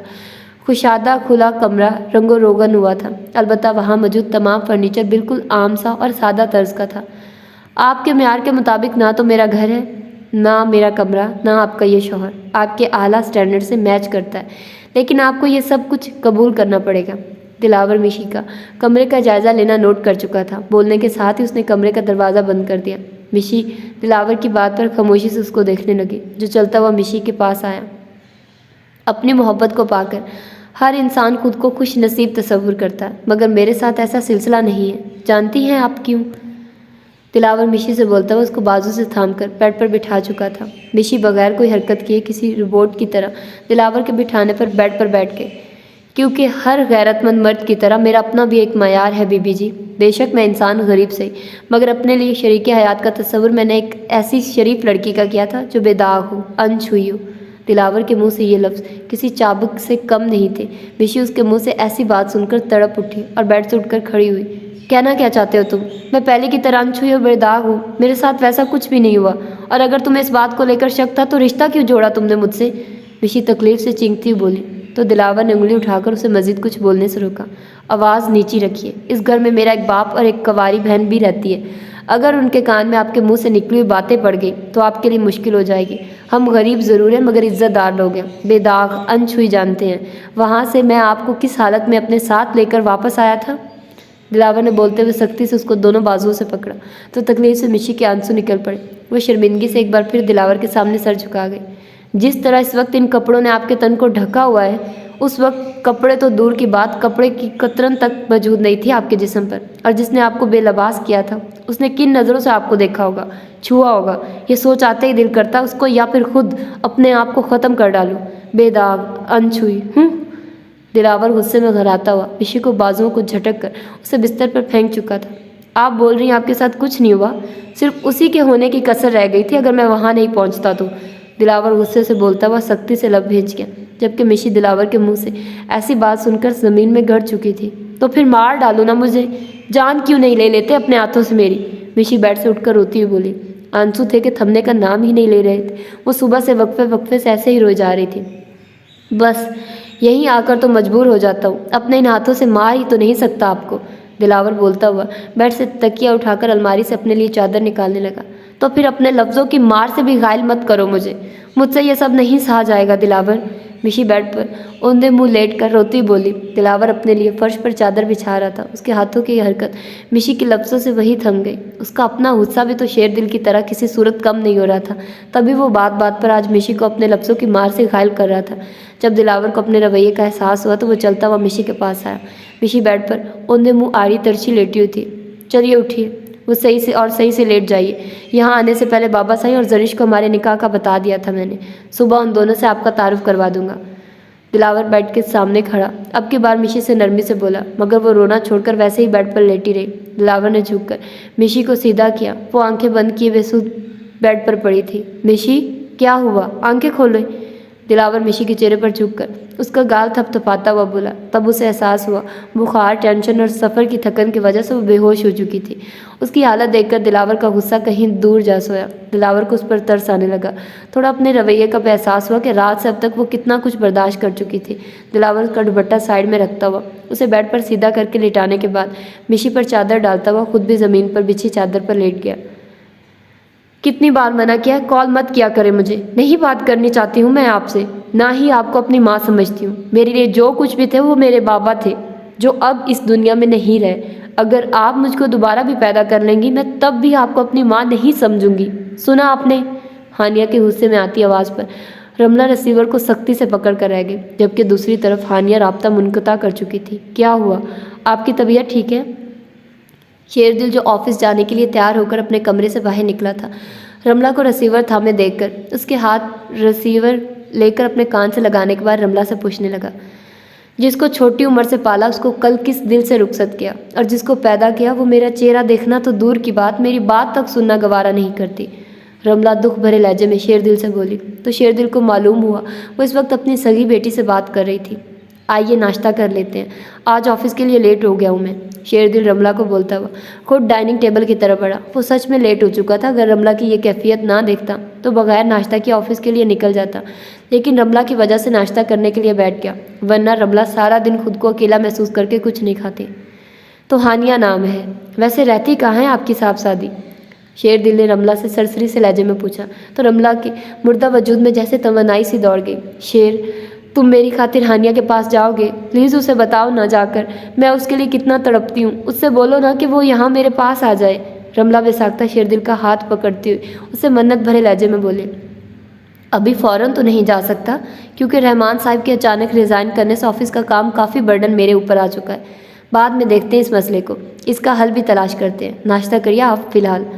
शेरदिल रमला को फिल वक्त तसल्ली देता बोला, वो लड़की जब अपनी सगी माँ को खातिर में नहीं ला रही थी तो उसे क्या ज़रूरत है ऐसे मगरूब शहजादी से जाकर खुद मिलने की और उसकी मनते तरले करने की कि वो अपनी माँ से आकर मिल ले। शेरदिल और रमला दोनों नाश्ता कर रहे थे, तभी दिलावर हॉल में दाखिल हुआ, जिसे देखकर वो दोनों हैरत ज़दा रह गए। दिलावर, तुमको वापस इतनी जल्दी आने की क्या ज़रूरत थी? मिशी तुम्हारे घर पर खुद को अकेला महसूस करेगी, वैसे वो ठीक तो है ना? दिलावर को सलाम का जवाब देकर रमला मिशी के लिए फ़िक्रमंद होती बोली। बेकरारी उसके लहजे से आया थी, जबकि शेरदिल दिलावर को देखकर नाश्ता करने में मगन हो चुका था। जी बेगम साहिबा, वो ठीक है, बुखार भी उतर चुका था सुबह तक उनका। मैं खुद इसलिए आ गया क्योंकि मालिक को ज़रूरी मीटिंग में जाना था और शाम में भी काम था। वो सुबह जागने के बाद मिशी को सोता छोड़कर जरीश और अपने बाबा साईं से मिशी का ख्याल रखने का बोलकर उसे बगैर मिले अपने घर छोड़ आया था। बैठ जाओ दिलावर, नाश्ता करो। शेरदिल ने उसकी बात पर कोई तबसरा किए बगैर हमेशा की तरह उसे नाश्ता करने का बोला। शुक्रिया मालिक, नाश्ता करके ही घर से निकला था। दिलावर ने भी हमेशा की तरह आजिज़ी दिखाते हुए उसे टालना मुनासिब समझा, क्योंकि वो अब भी अपनी हैसियत जानता था। ये क्या तुमने मालिक और बेगम साहिबा की रट लगा रखी है? दिलावर, तुम शेर को भाई बोल सकते हो और मुझे आंटी, या फिर मिशी की तरह मामा बोल लो, जो तुम्हारी मर्जी। और यहाँ बैठो, हमारे साथ नाश्ता करो, मैं तुम्हारे लिए खुद चाय निकालती हूँ। रमला के बोलने पर शेरदिल का नाश्ता करता हाथ एक पल के लिए रुका। वो रमला की बात पर कोई रिएक्ट किए बिना दोबारा नाश्ता करने लगा। दिलावर रमला की बात को टाल नहीं सका। वो कुर्सी खिसकाकर उन दोनों के साथ बैठ गया। पहली बार मालकों के साथ बैठकर चाय पीना उसे बता रहा था वाकई इस घर में उसकी हैसियत बदल चुकी थी। दिलावर, शेर ने शुरू ही से तुम्हें बहुत ख़ास समझा है और अपना दोस्त माना है। तुम इस बात से इनकार नहीं कर सकते कि तुम्हारी पहले भी इस घर में हैसियत हमारी नज़र में हमेशा अहम रही है, और अब तो तुम मिशी के शौहर हो, यानी इस घर के दामाद। इसलिए अब तुम्हारा इस घर में अलग मकाम है और मुझे खुशी होगी कि तुम खुद भी अपना असल मकाम पहचानो। रमला के बोलने पर दिलावर ने बेसाख्ता शेरदिल की जानिब देखा तो शेरदिल ने दिलावर को देखकर हल्का सा मुस्कुराने के बाद चाय का कप उठा लिया। आओ दिलावर, आज से रहमान साहब की सीट का चार्ज तुम्हें दिया जाता है। आज से इस सीट का काम तुम संभालोगे। शेरदिल ऑफिस आने के बाद उसे रहमान साहब के कमरे में लाता हुआ बोला। वो कमरा जो इस वक्त खाली था। दिलावर हैरत में डूबा शेरदिल को देखने लगा। लेकिन मालिक, इतनी अहम सीट आप मुझे ऐसे कैसे दे सकते हैं, जबकि मुझे तो इस काम की समझ बूझ है ना कोई तजर्बा। दिलावर को समझ नहीं आया वो शेरदिल को कैसे इनकार करे। ये अहम सीट है दिलावर, इसी वजह से मैं इसको किसी काबिल एतबार आदमी के हाथों सौंपना चाहता हूँ। तुम तो रहमान साहब के साथ हुई ट्रेजिडी से अच्छी तरह वाकिफ़ हो। फैमिली इश्यूज़ को लेकर उन्हें बाहर मुल्क में सेटल होना पड़ रहा है। ये सीट उनकी ईमानदारी को देखकर उनको दी गई थी। अब मैं चाहता हूँ इस सीट की तमाम जिम्मेदारी तुम संभालो। जहाँ तक रही बात तजर्बे की, तो जब तक किसी काम में हाथ ना डाले जाएं तब तक उस काम का तजर्बा नहीं होता। शबीर साहब तमाम काम समझा देंगे तुम्हें, हर फन मौला आदमी यार। तुम 2 हफ्ते में सब सीख जाओगे, मुझे पूरा यकीन है। ऐसे ही थोड़ी में हर जगह तुम्हें अपने साथ रखता हूँ। तुम्हारे होते मुझे एहसास रहता है तुम सब चीज़ें फिक्स कर सकते हो। शेरदिल दिलावर का शाना थपथपाता हुआ उसे बोला और मेज़ की दराज से चाबियां निकालने लगा। दिलावर खामोश खड़ा अभी भी उसको देख रहा था। इन मेहरबानियों की वजह कहीं ना कहीं मिशी है, वो यही समझ रहा था। मुझे तुम्हारी ईमानदारी पर कभी शक नहीं रहा दिलावर।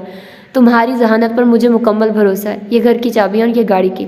जब रहमान साहब इस सीट पर मौजूद थे तब उन्हें भी ऑफिस की तरफ से ये फैसिलिटी मुहैया की गई थी। ये मत समझना कि मैं अपनी बहन की वजह से तुम्हें कोई स्पेशल फेवर दे रहा हूँ। जब तक इस सीट की जिम्मेदारी तुम पर आयद है तब तक ये घर और गाड़ी तुम्हारे इस्तेमाल में रहेगी। मैं जानता हूँ तुम बहुत खुददार हो, मैं कभी भी तुम्हारी खुदारी को ठेस नहीं पहुंचाऊंगा।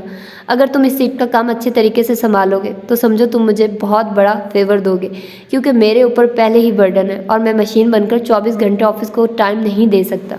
शेरदिल अपने तरीके से हर चीज़ अच्छे से उसको ब्रीफ करता उसके दिमाग में आए सारे सवालात के जवाबात भी देकर दिलावर से बोला, आपने मुझे काबिल एतमार और इस लायक समझा है मालिक। मैं अपनी पूरी कोशिश करूँगा इस सीट की जिम्मेदारी अच्छे से संभाल लूँ और आपको कभी शिकायत का मौका ना दूँ। दिलावर ऑफिस के अलग कमरे और उसमें मौजूद कुर्सी को देखता हुआ शेरदिल से बोला तो शेरदिल स्माइल देता बोला, तुम बहुत जल्द हर काम सीख लोगे।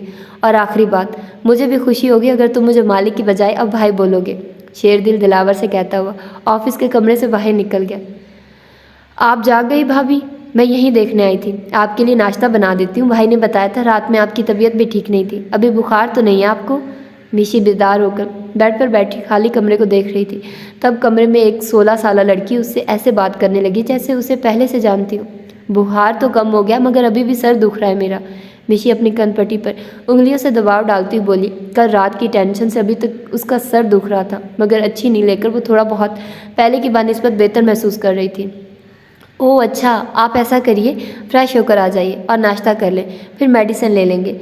अगर फिर भी बेहतर महसूस ना करिए तो बाबा साईं डॉक्टर को ले आएंगे। जरिश मिशी के जवाब देने पर मज़ीद खुश इखलाक़ी से बोली, तुम बहन हो ना उसकी? मिशी जरिश को देखते हुए पूछने लगी। गंदमी रंगत वाली ये लड़की काफ़ी ज़्यादा दिलावर से मुशाबत रखती थी। जी मेरा नाम जरिश है। आपको मालूम है कल जब भाई ने बताया कि वो आपको मेरी भाभी बनाकर यहाँ ला रहे हैं, मैं इतना खुश हुई कि क्या बताऊँ आपको। आप दोनों के निकाह से पहले ही भाई से आपका काफ़ी दफ़ा जिक्र सुन चुकी हूँ, इसलिए आपको देखने का बहुत शौक़ था मुझे। कल रात काफ़ी देर तक इंतज़ार भी किया मगर आप लोग काफ़ी लेट पहुँचे। जरिश खुशी खुशी मिशी को बताने लगे, जिस पर मिशी चौंकी। क्या जिक्र करता था तुमसे तुम्हारा भाई मेरे बारे में? मिशी तजस्सुस के मारे जरिश से पूछने लगे तो जरिश मुस्कुरा दी। भाई बताते थे कि आप बेहद हसीन हैं, किसी शायर की गज़ल की तरह। कम से कम उनकी नज़रों में तो आप दुनिया की सबसे ज़्यादा खूबसूरत लड़की हैं, जिन पर गुस्सा और नखरा दोनों ही जचता है। और ये कि आप मुस्कुराती हुई बेहद हसीन लगती हैं कि बंदा बस आपको देखता रह जाए। भाई आपकी आंखों की भी तारीफ़ करते हैं, और इसके अलावा भाई ने मुझसे आपकी और भी बहुत सी तारीफ़ें की हैं, और वो मैं आपको फुर्सत से बताऊँगी। अभी मैं आपके लिए नाश्ता तैयार कर देती हूँ। ज़रिश आखिरी बात हंसती हुई बोली, जिस पर मिशी एकदम चींप गई। कहाँ पर है वो? अपनी झीम मिटाने के घर से मिशी दिलावर का पूछने लगी, जो उसको अभी तक कमरे में नजर नहीं आया था। भाई तो सवेरे ही शहर के लिए रवाना हो चुके हैं। जरिश के बताने पर मिशी पूरी आंखें खोलकर सदमे से उसे देखने लगी। क्या मतलब शहर रवाना हो गया? मतलब कि मुझे यहाँ छोड़कर वो उसको यहाँ अकेला छोड़कर चला गया। मिशी को जैसे सदमा पहुंचा। आप परेशान मत हो भाभी, मैं भाई को फ़ोन करके वापस आने का कह देती हूँ। उन्हें बता देती हूँ कि भाभी का आपके बगैर दिल नहीं लग रहा, वो आपको याद कर रही हैं। जरिश मिशी को परेशान देखकर सीरियस होकर बोली, नहीं, फ़ोन करके उसे बुलाने की ज़रूरत नहीं है, काम था उसको ज़रूरी, जब भी जाना पड़ा उसने बताया था मुझे। मिशी जरिश को मना करती बोली, जब दिलावर उसको खातिर में लाए बगैर, उसकी परवाह किए बगैर यहाँ से चला गया था, फिर उसे क्या ज़रूरत थी कि वो उसको यहाँ वापस बुलवाती। वैसे आपके मुँह से दिलावर भाई को प्यार से दिल कहना बहुत अच्छा लगा मुझे। मैं आपके लिए नाश्ता बना कर लाती हूँ।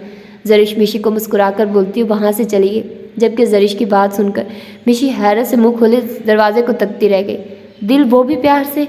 मिशी का सोचते ही मजीद मूड खराब हो गया। आज साइमा हानिया को रिहाइश से करीब मार्केट में ले आई थी, क्योंकि साइमा ने महसूस किया था घर में सारा दिन रहकर हानिया की तबीयत अजीब सुस्त सी हो चुकी थी। अजीज़ और साइमा जितना मुमकिन हो उसका ख्याल रखते थे। साइमा की पूरी कोशिश थी कि अच्छा लड़का देखकर हानिया की दोबारा शादी कर दी जाए, ताकि उसकी ज़िंदगी में चेंज आ जाए। हाशिम के रिश्ते को वो लोग इनकार कर चुके थे। मेरा ख्याल है वो सामने शॉप पर चलते हैं, शायद 20% ऑफ भी है वहाँ पर। साइमा कपड़े के बुटीक की तरफ हानिया को मतवज्जो करती हुई बोली, अरे मिसेस अजीज़, आप यहाँ पर? साइमा की कोई दोस्त आकर उससे मिलने लगी। हानिया उन्हें सलाम करके खुद उस शॉप की तरफ जाने लगी, जबकि साइमा अपनी दोस्त की तरफ मतवज्जो हो चुकी थी। ये क्या बदतमीज़ी है? सामने से आती लड़की ने अचानक ज़ोर से हानिया का बाजू पकड़ा तो बेसाख्ता हानिया के मुंह से निकला, मगर अगले ही पल हानिया उस लड़की को पहचान चुकी थी। तुम्हें क्या लगता है तुम हसाम को मुझसे छीन लोगी? मेरी एक बात कान खोलकर सुन लो, हसाम सिर्फ मेरा है। उसने तुमसे तुम्हारी प्रॉपर्टी हथियाने के लिए प्री प्लान शादी की थी। सिर्फ वक्ती गिर था उसे, जब उसने तुम्हें उस अजनबी आदमी के आगे डाला। वो अब भी मुझसे प्यार करता है। मेरा है हसाम और हमेशा मेरा ही रहेगा। मेरीन को वहाँ हानिया का वजूद बर्दाश्त नहीं हुआ, जिसे देखकर वो जो मुंह में आए बोलती चली गई, अगर वो सच में तुम्हारा है तो ये बात चींक चींक कर पूरी दुनिया को बताओ, मुझे नहीं, क्योंकि मैं तो उसे तुमसे छीन लूँगी। सुना तुमने? और आइंदा मेरे सामने आकर कोई भी बकवास करने की ज़रूरत नहीं है। दफ़ा हो जाओ यहाँ से। हानिया मेरीन को देखकर जवाबी कार्रवाई करती हुई गुस्से में बोली तो मेरीन उसको घूरती हुई वहाँ से चली गई। वापस घर आने के बाद भी हानिया को मेरीन पर शदीद गुस्सा था। उसने मेरीन को जो कुछ भी बोला था वो गुस्से में बोला था। वो ऐसे शख्स की तरफ देखना भी गवारा नहीं करती थी जिसकी वजह से वो बर्बाद हुई थी, मगर उसके बोले गए जुमलों पर कि वो उससे हसाम को छीन लेगी। हानिया ने मेरीन की आंखों में खौफ देखा था, तब उसे बहुत लुत्फ आया था। अभी तक उस लड़की की बातों को सोचकर खुद को हल्कान कर रही हूँ। लानत भेजो उस पर हानिया, खुदा की मार पड़ेगी ऐसे बेज़मीर लोगों पर। इनसे तो आखिरत में अल्लाह हिसाब लेगा। साइमा हानिया के पास आती हुई उससे बोली, कभी कभी दिल करता है आंटी, दुनिया में ही ऐसे बेज़मीर लोगों का हशर इबरत बनकर सामने आ जाए। आखिरत तक इंतज़ार करना मुश्किल लगता है। हानिया ने तल्खी से बोलते हुए सर झटका। एकदम उसको मतली का एहसास हुआ। वो वॉशरूम की जाने भागी। तुम्हारी तबीयत तो ठीक है ना? सुबह भी तुम्हें वॉमिटिंग फील हो रही थी।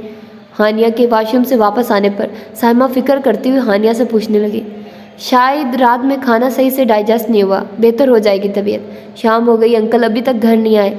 हानिया लापरवाही से बोलती हुई साइमा से अजीज़ का पूछने लगी, इस वक्त बात पर बिल्कुल बेखबर होकर कि अभी उसको एक और इम्तिहान से गुजरना है।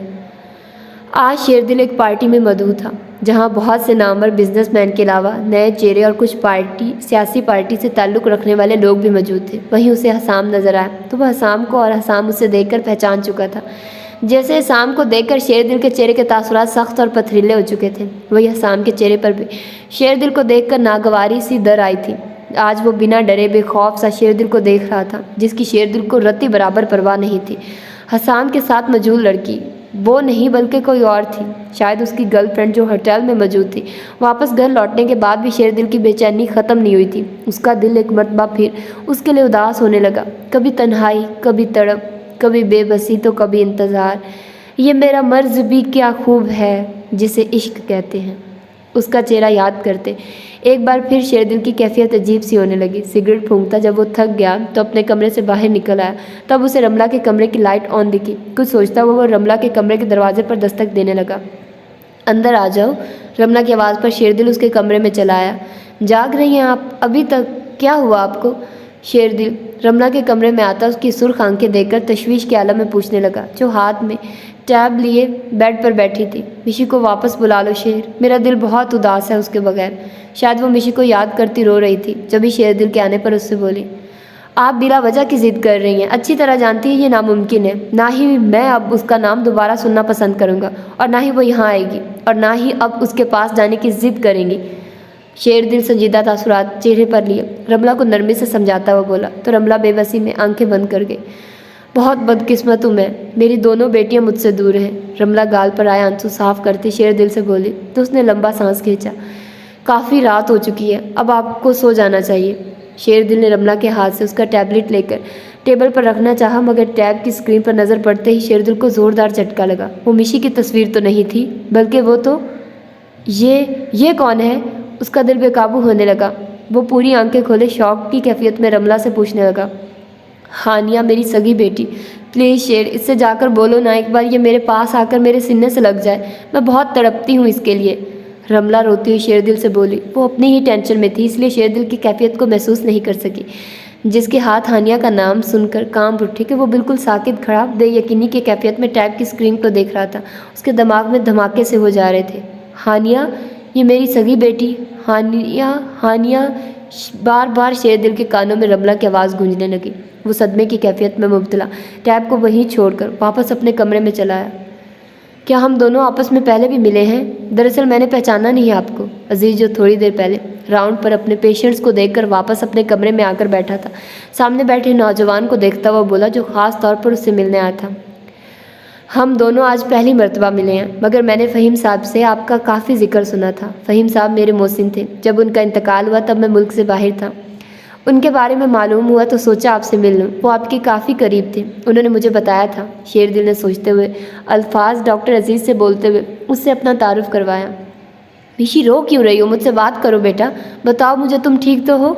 रमला ने मिशी को कॉल मिलाई तो वो तब से रमला की आवाज़ सुनकर रोए जा रही थी। रमला परेशान होकर मिशी से पूछने लगी, पूरे 4 दिन गुजर चुके हैं और आज आपको मेरी याद आई? वैसे तो आप बोलते हैं कि आप मुझे हानिया जितना ही प्यार करती हैं। मिशी अपनी हमाकत नज़रअंदाज करती हुई रोती हुई रमला से शिकवा करने लगी। आज ही उसने अपना बैग खाली करके सारे कपड़े अलमारी में रखे थे। तब उसे मालूम हुआ कि रमला ने सिर्फ बैग में उसके कपड़े ही नहीं बल्कि कीमती जेवरात, नकदी पैसे और उसका मोबाइल भी रखा था।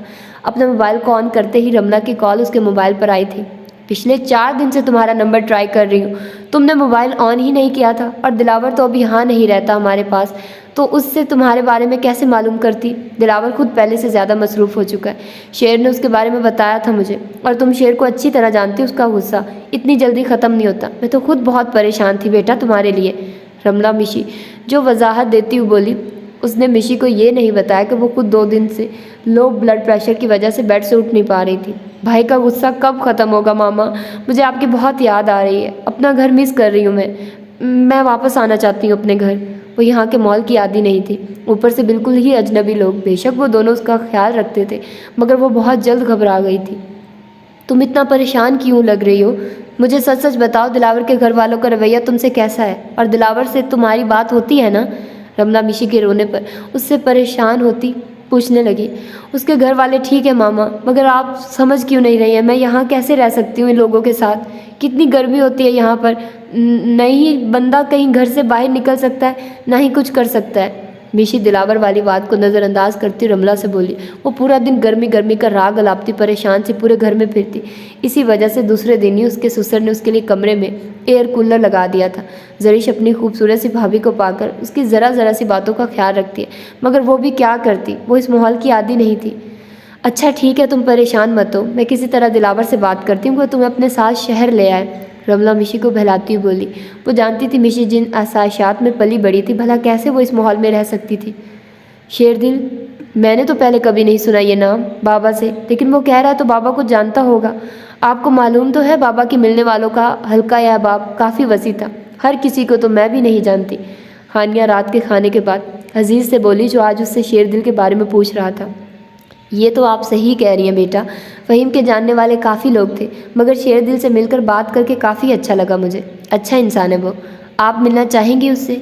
अजीज़ की आखिरी बात सुनकर हानिया एकदम बौखला गई। मैं नहीं अंकल, मैं क्या करूँगी उससे मिलकर?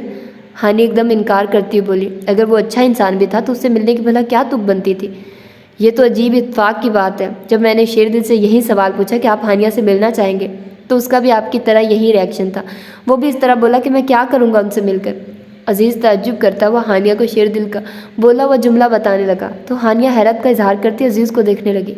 मगर क्यों अंकल, आप क्यों ऐसा चाहते हैं कि हम दोनों एक दूसरे से मिलें? हानिया को पूछते हुए अजीब सा लगा, मगर वो अजीज़ की इस बात पर कंफ्यूज सी थी।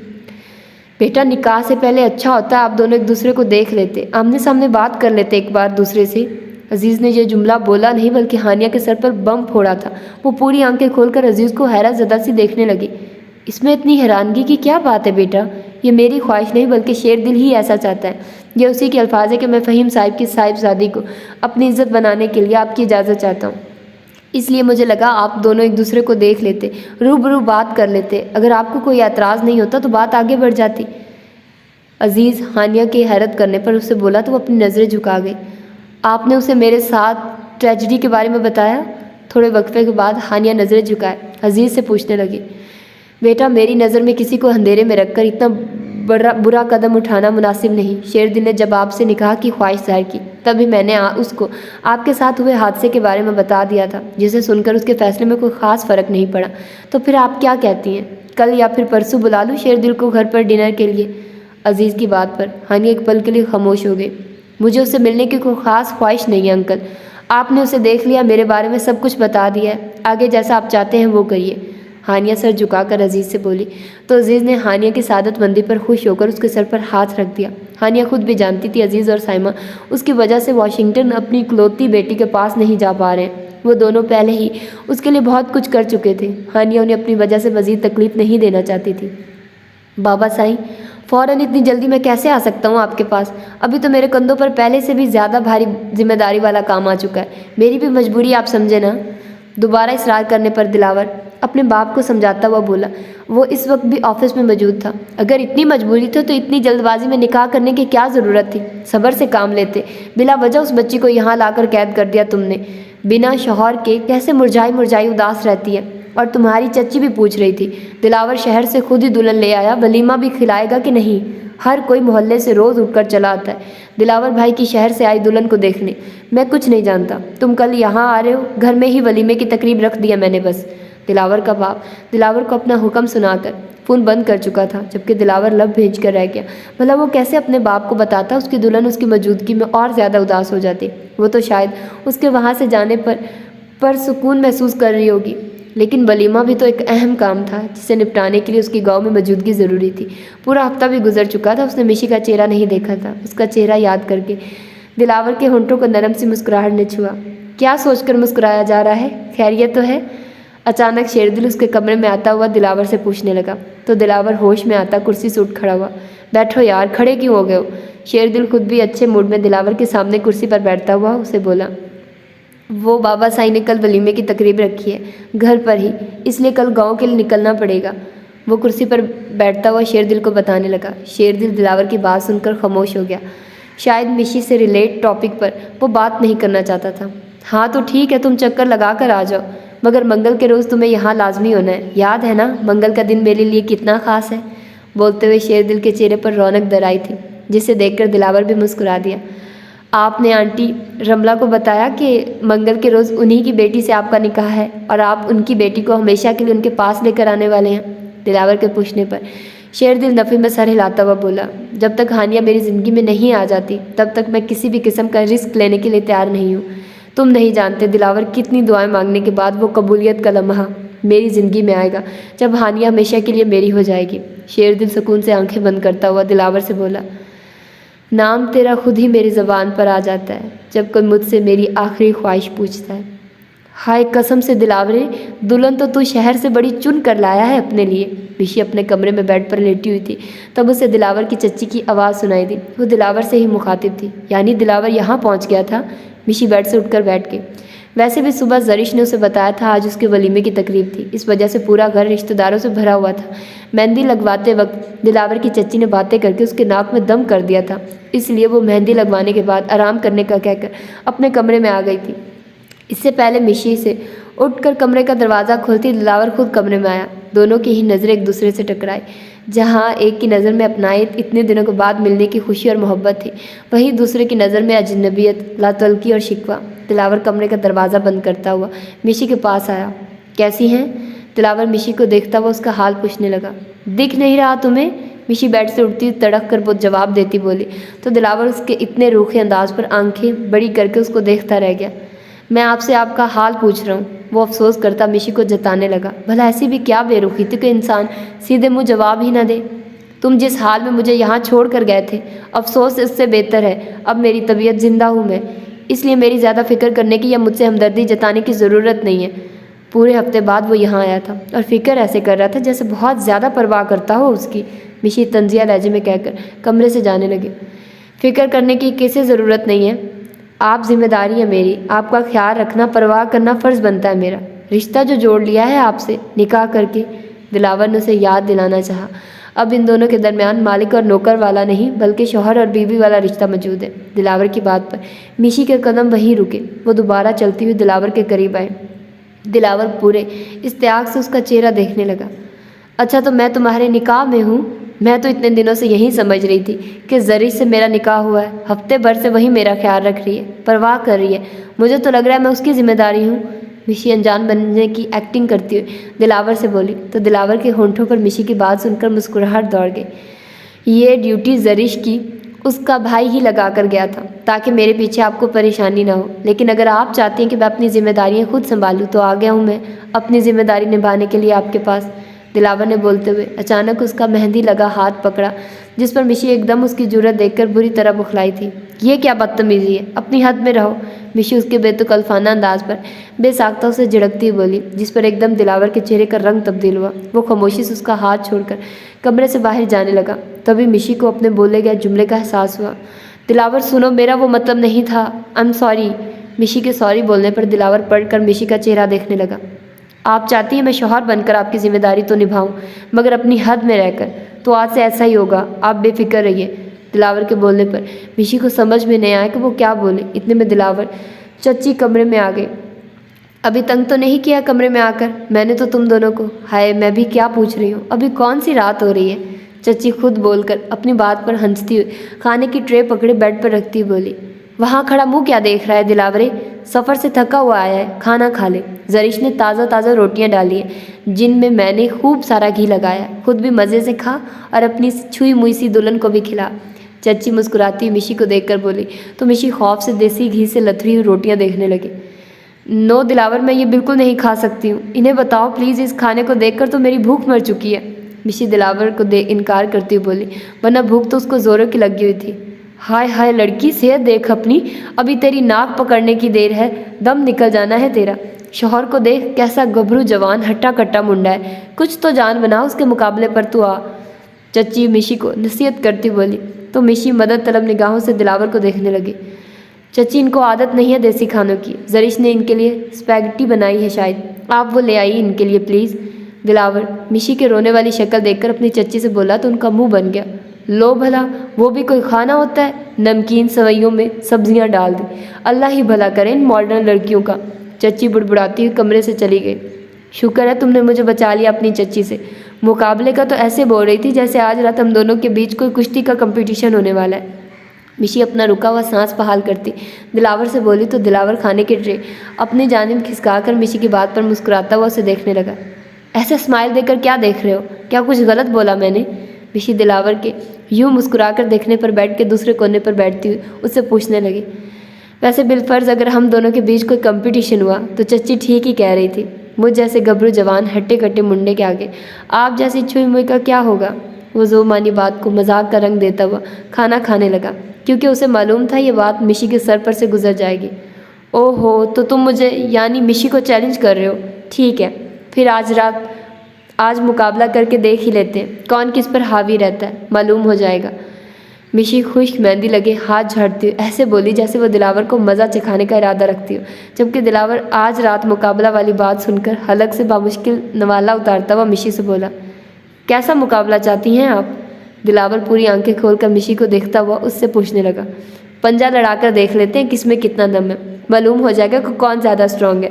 भाई को तो मैं यूँ चुटकियों में हरा दिया करती थी। मिशी ज़रा करीब आकर दिलावर के चेहरे के आगे चुटकी बजाती हुई फखरी अंदाज में बोली, अब मुझे क्या मालूम आपके भाई सिर्फ नाम के शेर हैं। मुझसे मुकाबला सोच समझ कर करिएगा, क्योंकि हारने वाले को जीतने वाले की बात मानना पड़ेगी। दिलावर मिशी को देखता हुआ बोला, डन है साईं, आज रात मालूम हो जाएगा किसका पलड़ा भारी रहता है। मिशी इतराती हुई बोली, जिस पर दिलावर मुस्कुराकर अपना खाना खाने लगा। दुल्हन के रूप में मिशी इस कदर हसीन लग रही थी कि दिलावर का दिल ही नहीं कर रहा था उसके चेहरे से नजरें हटाने का। जब उसके तमाम कज़न ने हूटिंग करके गाना गाकर छेड़छाड़ शुरू कर दी तो वो खामोशी से वहाँ से उठकर चला गया। तकरीब के इख्तिताम पर सब बड़े हॉल में बैठे थे। मिशी को भी चच्ची ने वहीं बिठा लिया। जब दिलावर अपने दोस्तों से मिलकर वहाँ आया तो चच्ची ने अपनी जगह खाली करके दिलावर को मिशी के बराबर में बिठा दिया। फिर सलामी और दुआओं का सिलसिला शुरू हो गया। दिलावर, मुझे ऐसा महसूस हो रहा है मैं थोड़ी देर और यहाँ बैठी तो बेहोश हो जाऊँगी। प्लीज़ कुछ करो, मुझे वापस कमरे में जाना है। मिशी वहाँ मौजूद लोगों का एहसास करके बहुत आहिस्ता आवाज़ में सरगोशी करती हुई बोली तो दिलावर को उसकी हालत पर तरस आने लगा। जरीश, मिशी को ज़रा जल्दी से कमरे में छोड़ कर आ जाओ। दिलावर अपनी बहन को मुखातिब करता हुआ बोला। वहीं चच्ची ने ज़ोरदार धमोकड़ा दिलावर की कमर पर जोड़ दिया। बड़ा ही बेचैन हो रहा है, जल्दी कमरे में छोड़ आओ। शर्म नहीं आ रही सबके सामने ऐसे बोलने पर। बेबाक सी चच्ची ने दिलावर को सबके सामने शर्मिंदा करने में कोई कसर नहीं छोड़ी थी। वहाँ मौजूद तमाम रिश्तेदार दांत निकालने दिलावर को देखने लगे। चच्ची ने आराम करना है, वो बैठे बैठे थक गई हैं, मैंने इसलिए जरी से कमरे में छोड़ आने का बोला। दिलावर शर्मिंदगी के बावजूद वजाहत देता हुआ बोला कि उसने ऐसी बात साफ नीयत से बोली थी। और तूने तो बड़ा आराम करने देना है, बचपन से जानती हूँ मैं तुझे, कितना घुनना है तू अंदर से। चल सारी लाइन से बेटी बहू को नेक दे, सब ने मिल तेरी दुल्हन को तैयार किया था, फिर उसके बाद खुद कमरे में ले जाना अपनी दुल्हन को। चच्ची की बात सुनकर जो लड़कियां खड़ी थी वो भी लाइन में बैठ गई। तब दिलावर को मिशी का चेहरा देखते हुए सब लाइन से बैठी लड़कियों को नेक देना पड़ा। ओह नो, मुझे तो पूरा कार्टून बना दिया जरिश के साथ मिलकर तुम्हारी सारी कज़न्स ने। मिशी कमरे में आने के बाद आईने के सामने खड़ी होकर रोती शक्ल बनाती हुई दिलावर से बोली, जबकि दिलावर कमरे का दरवाज़ा बंद करता हुआ उसके पास चला आया। किस बेवकूफ़ ने कह दिया आपसे कि आप इस वक्त कार्टून लग रही हैं? दिलावर मिशी के हसीन चेहरे को करीब से देखता हुआ उससे पूछने लगा। इस आईने ने दिलावर, यह आईना मुझे साफ बता रहा है कि मैं इस वक्त कार्टून लग रही हूँ। मिशी तब कर आईने की तरफ अपनी उंगली से इशारा करती दिलावर से बोली, कोई और वक्त होता तो वो कभी भी किसी को अपने चेहरे पर यूँ फनकारियाँ करने नहीं देती, मगर हालात के मुताबिक वो रमला के मोबाइल पर समझाने पर वो खामोशी से सब सहती गई। आपको कौन कह रहा है कि आप ये आईना देखिए, आप मेरी नज़रों से खुद को देखिए तो आपको अंदाज़ा होगा आप कितनी इतनी प्यारी लग रही हैं इस वक्त। दिलावर बोलता हुआ उसके हुस्न में कहीं गुम सा होने लगा तो मिशी बेसाख्ती से बोल पड़ी, मैं कार्टून बनकर भी तुमको तो अच्छी लगूंगी ना यार, मोहब्बत जो करते हो तुम मुझसे।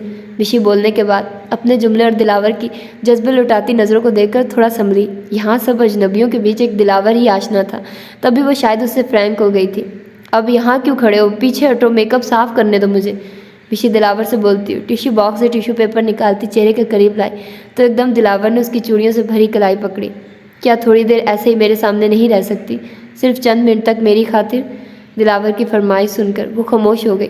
उसने दोपहर की तरह दिलावर का हाथ भी नहीं झटका, मगर वो जिन इस्त्याग भरी नज़रों से उसको देख रहा था मिशी को अजीब सा एहसास होने लगा। मैंने इतनी हैवी ज्वेलरी पहले कभी नहीं पहनी दिलावर, मैं काफ़ी परेशान हो रही हूँ ऐसे।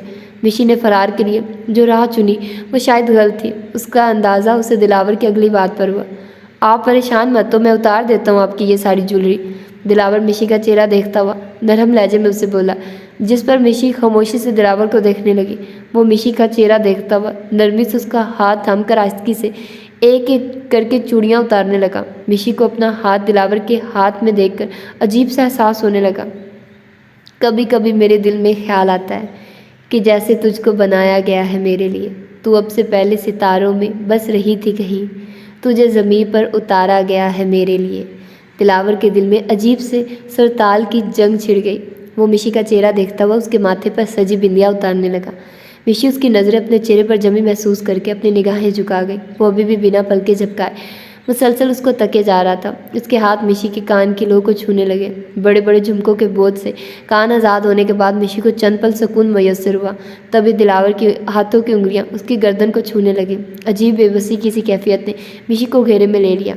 इन लम्हात में भला उसने कहाँ दिलावर के बारे में सोचा था। दिलावर उसके गले में मौजूद गिलो बंद उतारने के लिए मिशी के मज़ीद करीब आया और उसकी गर्दन पर झुका। दिलावर की सांसों की गरमाइश अपनी गर्दन पर महसूस करके मिशी की आंखों से आंसू रवा होने लगे। मिशी की आंखों में आंसू देखकर दिलावर पर छाई बेखुदी की कैफियत ख़त्म हुई। वो मुकम्मल होश में आ गया। उसने मिशी की गर्दन पर मौजूद अपने हाथों को जल्दी से पीछे किया। आप काफ़ी थक गई हैं, चलिए ऐसा करिए मेकअप साफ करके लिबास तब्दील कर लें और सो जाएं। दिलावर के बोलने पर मिशी नम आंखों से उसको देखने लगी। दिलावर मुस्कुराकर उसको देखता हुआ अलमारी से अपने लिए चादर निकालकर फर्श पर बिछाने लगा। नाकाम नहीं, ना शाद नहीं, मैं कैस नहीं, फरहाद नहीं, पुन्नू भी नहीं, रांझा भी नहीं, वामिक भी नहीं, मिर्ज़ा भी नहीं। वो लोग तो बस अफसाना थे, उस शिद्दत से बेगाना थे। मैं ज़िंदा एक हकीकत हूँ, सरतापात जज्बा उल्फत हूँ। मैं तुमको देख कर जीता हूँ, हर लम्हा तुम पर मरता हूँ। मैं ऐसी मोहब्बत करता हूँ, तुम कैसी मोहब्बत करती हो। अपने मोबाइल की स्क्रीन पर अजनबी नंबर से गज़ल और उसके नीचे शेर दिल का नाम देखकर हानिया का दिल ज़ोर से धड़का। अभी थोड़ी देर पहले ही तो घर में सादगी से उसका शेर दिल से निकाह हुआ था। बेसाख्ता अपने मोबाइल की स्क्रीन को छूते हुए उसकी उंगलियां मैसेज टाइप करने लगी। बगैर जाने बगैर देखे इतना बड़ा मोहब्बत का दावा करना ताज्जुब की बात है।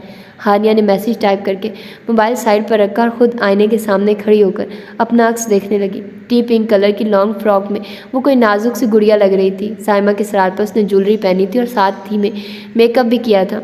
आईने में खुद को देखने पर उसकी तवज्जो दोबारा एक बार अपने मोबाइल की मैसेज टून पर गई। बेइख्तियार उसके कदम अपने मोबाइल की जानिब उठे, जहाँ स्क्रीन पर शेर दिल का नंबर जगमगा रहा था। ज़रूरी नहीं मोहब्बत एक दूसरे को जानकर या देखकर की जाए। वैसे तुम्हारी इत्तला के लिए अर्ज़ है, जब से मैंने तुमको देखा है तब से मेरा दिल मोहब्बत के मर्ज़ में मुब्तला हो चुका है। वो अलग बात है, इस बात से मैं खुद भी अनजान था। तुम्हारी सोचों से मेरे तसव्वुर की दुनिया हर दम आबाद रहती है। हर रात मेरे ख्वाबों में तुम्हारा आना जाना मुझे मेरे जीने की वजह देता है। बहुत मुमकिन है मेरी मोहब्बत बहुत जल्द इश्क के मनाजिल तय कर ले। तुम जिनको देखती रहती हो वो ख्वाब सरहाने रखता हूँ मैं तुमसे मिलने जुलने के, कितने बहाने रखता हूँ। मैं ऐसी मोहब्बत करता हूँ, तुम कैसी मोहब्बत करती हो। कुछ ख्वाब सजाकर आँखों में पलकों में मोती चुनता हूँ। कोई लम्स अगर छू जाए तो मैं पैरों उसको सोचता हूँ। मैं ऐसी मोहब्बत करता हूँ, तुम कैसी मोहब्बत करती हो। उसकी बातों से तो साफ महसूस हो रहा है जैसे इसने मुझे देखा है, मगर कहाँ। मैंने तो मिलने का अजीज़ अंकल को मना कर दिया था। क्या इसने मुझे पहले देखा है जब बाबा हयात थे। कितना अजीब सा इंसान है। निकाह हुए थोड़ी देर नहीं गुजरी और मौसूफ तमाम लोगों के बीच में बैठकर मुझे अपनी मोहब्बत के बारे में बता रहा है। हानिया ने सोचते हुए अपना मोबाइल वापस रख दिया तो कमरे में साइमा चली आई। तुम बहुत लकी हो, अभी शेर दिल को देख कर आ रही हूँ। मुतासिर करने वाली पर्सनैलिटी है उसकी। मेरी दुआ है वह तुम्हें जिस मान से हमारे पास से लेकर जा रहा है उसी मान से तुम्हें अपने पास रखे, ढेर सारी मोहब्बत दे और तुम्हारी कदर करे। साइमा खुश होकर खलूसे दिल से हानिया को देखकर दुआ देती बोली, मोहब्बत दे या ना दे बस दुआ कीजिएगा तहफ़्फ़ुज़ ज़रूर दे। एक बीवी को अपने शौहर से सिर्फ मोहब्बत की तलब नहीं होती, वो उसे अपना मुहाफ़िज़ समझती है। अगर शौहर उसकी हिफाजत ना कर सके तो ये रिश्ता फिर बेमायनी है। हानिया कुछ सोचती हुई साइमा से बोली, जो माजी में हो चुका है भूल जाओ उसे। अपने मुस्तकबिल के बारे में सोचो, यानी शेर दिल के बारे में सोचो, वही तुम्हारा मुस्तकबिल है। अपने दिल से तमाम तर खदशात निकाल कर अपनी नई ज़िंदगी को जियो। साइमा उससे बात कर रही थी, तब अचानक हानिया को ज़ोर का चक्कर आया। क्या हो गया हानिया, क्या हुआ तुम्हें। साइमा आगे बढ़कर हानिया को थामती उससे पूछने लगी। चक्कर सा आ गया था, मालूम नहीं क्यों। हानिया अपना सर थामती हुई साइमा से बोली तो वो हानिया को सहारा देकर बेड पर बिठाने लगी। फिर उसको देखकर बोली, बिला वजह में तुमने स्ट्रेस लिया है, यहाँ लेटो, मैं तुम्हारे लिए जूस लाती हूँ। जेंट्स में खाना स्टार्ट हो चुका है, उसके बाद रुखसती का वक्त आ जाएगा, तब तक तुम थोड़ा सा रेस्ट कर लो। साइमा उसको आराम करने का कहकर कमरे से बाहर निकल गई। अजीब ही इंसान है, कहाँ तो ऐसे मोहब्बत का दावा कर रहा था लेकिन रुखसती होने से कबल ज़रूरी काम का कहकर चला गया और मेरे लिए अपने ड्राइवर को भेज दिया। घर में कोई दूसरा फ़र्द मौजूद नहीं था। हानिया के इस्तकबाल के लिए मुलाजमा ने हानिया को शेर दिल के कमरे में पहुँचा दिया। गुलाब की पत्तियों से कमरे की सजावट देखकर वो कमरे की खिड़की के पास आकर खड़ी हो गई। तब हानिया को अपनी पुष्ट पर किसी की मौजूदगी का एहसास हुआ। इससे पहले वो मुड़ती, शेरदिल ने अपने दोनों हाथ उसकी आंखों पर रख दिए। मुझे देखने से पहले एक बात अच्छी तरह जान लो, तुम्हारी चाह में बहुत तड़पा है मेरा दिल। तुम्हें पाने की ख्वाहिश में बहुत रोया हूँ मैं, हर जगह तुम्हें तलाश किया, खुदा से हर वक्त तुम्हें मांगा। तुम्हारे असूल की ख्वाहिश ने यह बावर कराया कि शेरदिल सरतापा तुम्हारी मोहब्बत में डूब चुका है। तब जाकर खुदा को मुझ पर तरस आया और उसने दोबारा तुम्हें मुझसे मिला दिया। तुम्हें पाने की जुस्तजू बेमायनी नहीं थी, बहुत अहम हो तुम मेरे लिए। शदीद मोहब्बत करता है शेरदिल तुमसे। ये आवाज़, ये लम्स हानिया को खौफ में मुब्तला करने लगा। वो शेरदिल के हाथ अपनी आंखों से हटाती हुई जैसे ही उसकी तरफ मुड़ी, सामने खड़े शख्स को देखकर पूरा कमरा उसकी आंखों के सामने गोल गोल घूमने लगा। वही लंबा चौड़ा मर्द जो पस्त किरदार का मालिक, वो आज उसके शौहर के रूप में उसके सामने मौजूद था। आज मैं अंधेरे में नहीं, रोशनी में तुम्हारा सामना करना चाहता हूँ हानिया। यकीन करो, तुम्हारे साथ बुरा करके मेरे साथ भी अच्छा नहीं हुआ। मेरे दिल में तुम्हारी मोहब्बत डालकर ऊपर वाले ने मुझे औकात बता दी। शदीद मोहब्बत करता हूँ मैं तुमसे। शेरदिल ने हानिया के पथराए हुए वजूद को देखकर बोलते हुए अचानक उसके दोनों हाथों को जैसे ही पकड़ा, वैसे ही हानिया के वजूद में करंट सा दौड़ गया। वो शेरदिल से अपने दोनों हाथों को छुड़वाती हुई तेज़ी से पीछे हुई। छुआ कैसे तुमने मुझे अपने इन नापाक हाथों से? मेरा सामना तुम अंधेरे में नहीं करना चाहते और अंधेरे में रखकर तुमने मुझसे निकाह कर लिया। हानिया गुस्से में चीखती हुई शेरदिल से बोली, उस दिन मैंने जो भी तुम्हारे साथ किया उसके लिए मैं बहुत पशेमान हूँ। मैं बहुत ज़्यादा मोहब्बत करने लगा हूँ तुमसे हानिया। शेरदिल ने बोलते हुए हानिया को बाजुओं से थामना चाहा, जिन्हें हानिया ने बेदर्दी से ऐसे झटक दिया जैसे कोई नजिस चीज़ हो। अपने ये गंदे हाथ दोबारा मुझे मत लगाना। कराहत महसूस होती है मुझे तुम्हारे बारे में सोचकर। नफरत है मुझे तुमसे। सुना तुमने, शदीद नफरत करती हूँ मैं तुमसे। हानिया एक बार फिर शदीद गुस्से के मारे ज़ोर से चीखी। उसको अभी तक यकीन नहीं हो रहा था उसका निकाह सामने खड़े शख्स से हुआ है। हानिया के चीखने की आवाज़ पर कमरे का दरवाज़ा बजने लगा। शेर, कौन है तुम्हारे कमरे में? दरवाज़ा खोलो शेर। रमला की बाहर कमरे से आती आवाज़ पर शेरदिल अपने कमरे का दरवाज़ा खोला तो हानिया को दूसरा झटका वहाँ रमला को देखकर लगा, जबकि रमला हानिया को शेरदिल के कमरे में देखकर खुद भी शॉक्ड हुई। आपको अपनी बेटी इस घर में चाहिए थी, मैं उसे अपनी बीवी की हैसियत से यहाँ ले आया हूँ। आज ही हमारा निकाह हुआ है, अब ये हमेशा आपके पास रहेगी। शेरदिल के बोले गए जुमले पर रमला को दूसरा शदीद झटका लगा। वो बेयकीन से शेरदिल और फिर हानिया को देखने लगी, जबकि हानिया को इससे ज़्यादा बड़ा झटका लगा। वो चकरा कर गिरने वाली थी। कौन है ये? क्या रिश्ता है इसका आपसे? हानिया हैरत ज़्यादा से रमला से पूछने लगी। ये ज़मीर दूसरे शौहर का बेटा, मैंने पाला है इसे। शेर, इतना बड़ा फैसला करते हुए तुमने मुझे बताना भी ज़रूरी नहीं समझा कि तुम हानिया से निकाह करने वाले हो। शेर, ऐसा कैसे कर सकते हो तुम? रमला हानिया को बताने के साथ शेरदिल से शिकवा करती हुई बोली। इस अमल पर उसको समझ नहीं आया कि वो खुशी का इजहार करे या दुख का। शेर नहीं, गीदड़ है ये। इस शख्स ने मेरे शौहर से मेरा सौदा किया। 2 रातों तक इसने मुझे नोचा, अपनी हवस का निशाना बनाता रहा ये मुझे। आपने इस इंसान की परवरिश की है। शुक्र खुदा का, मेरी परवरिश आपने नहीं की, मेरे बाबा ने की है। आपने सिर्फ मुझे पैदा किया। ये है आपकी परवरिश, एक जानी मर्द जिसने आप ही की बेटी को। हानिया रोती शेरदिल की असलियत रमला को बताने लगे, जिस पर शेरदिल का सर शर्म से झुक गया, जबकि रमला सख्ते की कैफियत में शेरदिल को देखती रह गई। यानी हानिया वो लड़की थी जिससे शेरदिल मोहब्बत करता था और उसी को बर्बाद कर डाला था। यानी शेरदिल उस दिन उससे हानिया का जिक्र कर रहा था। शेर, वो सब कुछ तुमने मेरी सगी बेटी के साथ किया? बोलते हुए रमला की आंखों से आंसू जारी होने लगे, लेकिन शेरदिल की तवज्जो रमला के आंसुओं पर नहीं, हानिया के वजूद ने समेट ली जो बेहोश होकर गिरती। इससे पहले हानिया के वजूद को शेरदिल ने अपने बाजुओं में भर लिया। हानिया, हानिया प्लीज़ आंखें खोलो अपनी। शेरदिल हानिया को एक बाजू से अपने हसार में लिए दूसरे हाथ से उसका गाल थपथपाता वो परेशानी के आलम में बोला, ऐसे क्या देख रही हैं? बाद में शिकवे करिएगा, अभी प्लीज़ डॉक्टर को फ़ोन करके यहाँ बुलवाइए। देखिए ये आंखें नहीं खो रही अपनी। शेरदिल परेशान होता हुआ रमला से बोला और हानिया के वजूद को बाजू में उठाता हुआ उसे बेड पर लिटाने लगा। मोहब्बत और जंग में सब जायज़ होता है। इस मकालमे पर उतर कर तुमने धोखे से शादी की है हानिया से। अपने इस फेल पर तुम्हें शर्मिंदा होना चाहिए। दूसरे दिन सुबह हॉल में सबकी मौजूदगी में डॉक्टर अजीज़ ने शेरदिल से बोला। शेरदिल एक नज़र खामोश बैठी रमला पर, जबकि दूसरी नज़र गुस्से में बैठी हानिया पर डाली। जो अमल पहले मैं मुझसे सरजद हुआ था उस पर मैं शर्मिंदा हूँ, लेकिन कल निकाह करके मैंने ऐसा कोई गलत काम नहीं किया जिस पर मुझे शर्मिंदगी हो। शेरदिल डॉक्टर अजीज़ और उसकी बीवी को देखता हुआ बोला। दिलावर खामोश वहाँ बैठा, उसे अपना आप अजीब लग रहा था। मैं इसके साथ किसी भी रिश्ते में बंध के रहने के लिए तैयार नहीं हूँ। इससे कहिए ये अभी और इसी वक्त मुझे इस रिश्ते से आज़ाद करे। हानिया की आवाज़ हॉल में गूंजी तो दोबारा हॉल में सन्नाटा छा गया। शेरदिल हानिया का चेहरा देखने लगा, जो गुस्से भरी नज़रों से उसी को देख रही थी। रात को उसे अपना होश नहीं तो सुबह होते ही उसने डॉक्टर अजीज़ और साइमा को फ़ोन करके यहाँ बुलवा लिया था। ऐसा मुमकिन नहीं है, ना ही मैं तुम्हें इस रिश्ते से आज़ाद कर सकता हूँ और ना ही तुम्हें ऐसा करने दूंगा। शेरदिल हानिया को देखकर अपना हतमी फैसला सुनाता हुआ बोला। बाकी तमाम अफराद उन दोनों को देखने लगे। भाभी, कम अज़ कम आपको ख्याल करना चाहिए था। हानिया आपकी सगी औलाद थी। डॉक्टर अजीज़ रमला को देखकर बोला तो शेरदिल बोल उठा। इन्हें मेरे इरादे के बारे में इल्म नहीं था। हानिया से शादी करना मेरा अपना ज़ाती फैसला है। शेरदिल डॉक्टर अजीज़ को देखकर बताने लगा तो हानिया सोफे से उठकर खड़ी हो गई। ये तुम्हारा ज़ाती फैसला हो सकता है मगर मेरा नहीं। मैं किसी भी कीमत पर तुम्हारे साथ नहीं रहना चाहती। अंकल, मुझे इस शख्स के साथ नहीं रहना, आपके साथ घर जाना चाहती हूँ मैं। हानिया की बात पर शेरदिल सोफे से उठकर चलता हुआ हानिया के पास आया। अब की बार तुम कहीं नहीं जाओगी, मैं तुम्हें कहीं नहीं जाने दूंगा, यहीं रहोगी तुम मेरे साथ। शेरदिल नहायत संजीदगी से हानिया को देखकर बोला। इससे पहले हानिया कुछ बोलती डॉक्टर अजीज़ शेरदिल की तरह अपनी जगह से खड़ा हुआ। हानिया से निकाह के बाद तुम उस पर ज़बरदस्ती अपना फैसला मुसल्लत करने का हक नहीं रखते हो शेरदिल। डॉक्टर अजीज़ के बोलने पर साइमा भी अपनी जगह से उठकर खड़ी हो गई तो शेरदिल ने पलटकर उन दोनों मियाँ बीवी को देखा। आपको चाहिए कि यहाँ बात बढ़ाने के बजाय मामलात को तय करके यहाँ से जाइए, इसी में सबकी बेहतरी होगी।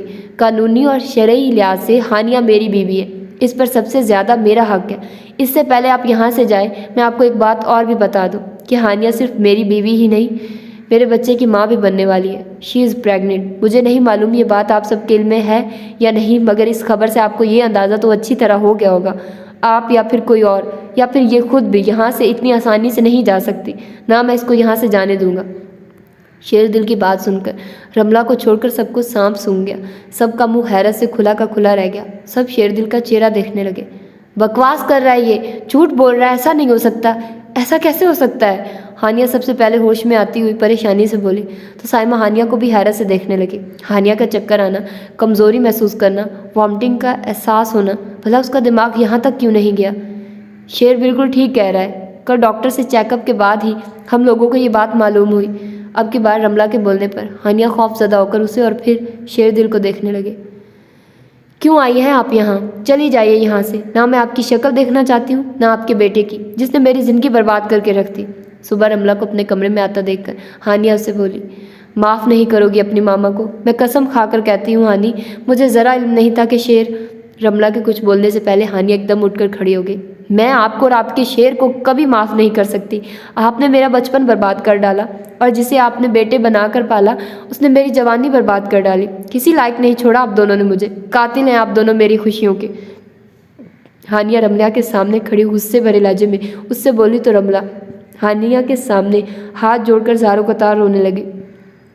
मैंने वाकई बहुत गलत किया बचपन में तुम्हारे साथ, मुझे माफ़ कर दो बेटा। मैं इस बात को कबूल करती हूँ कि मैं अच्छी माँ नहीं साबित हो सकी। इस बात का मलाल मुझे सारी उम्र रहेगा। मैं बहुत नादिम हूँ। प्लीज़ एक बार मुझे माफ़ कर दो, एक मरतबा मेरे सीने से लग जाओ। रमला उसके सामने हाथ जोड़कर इल्तिजा करती हुई बोली। ज़ारों कतार उसकी आंखों से आंसू बहे जा रहे थे, जिन्हें देखकर भी हानिया का दिल नहीं पिघला।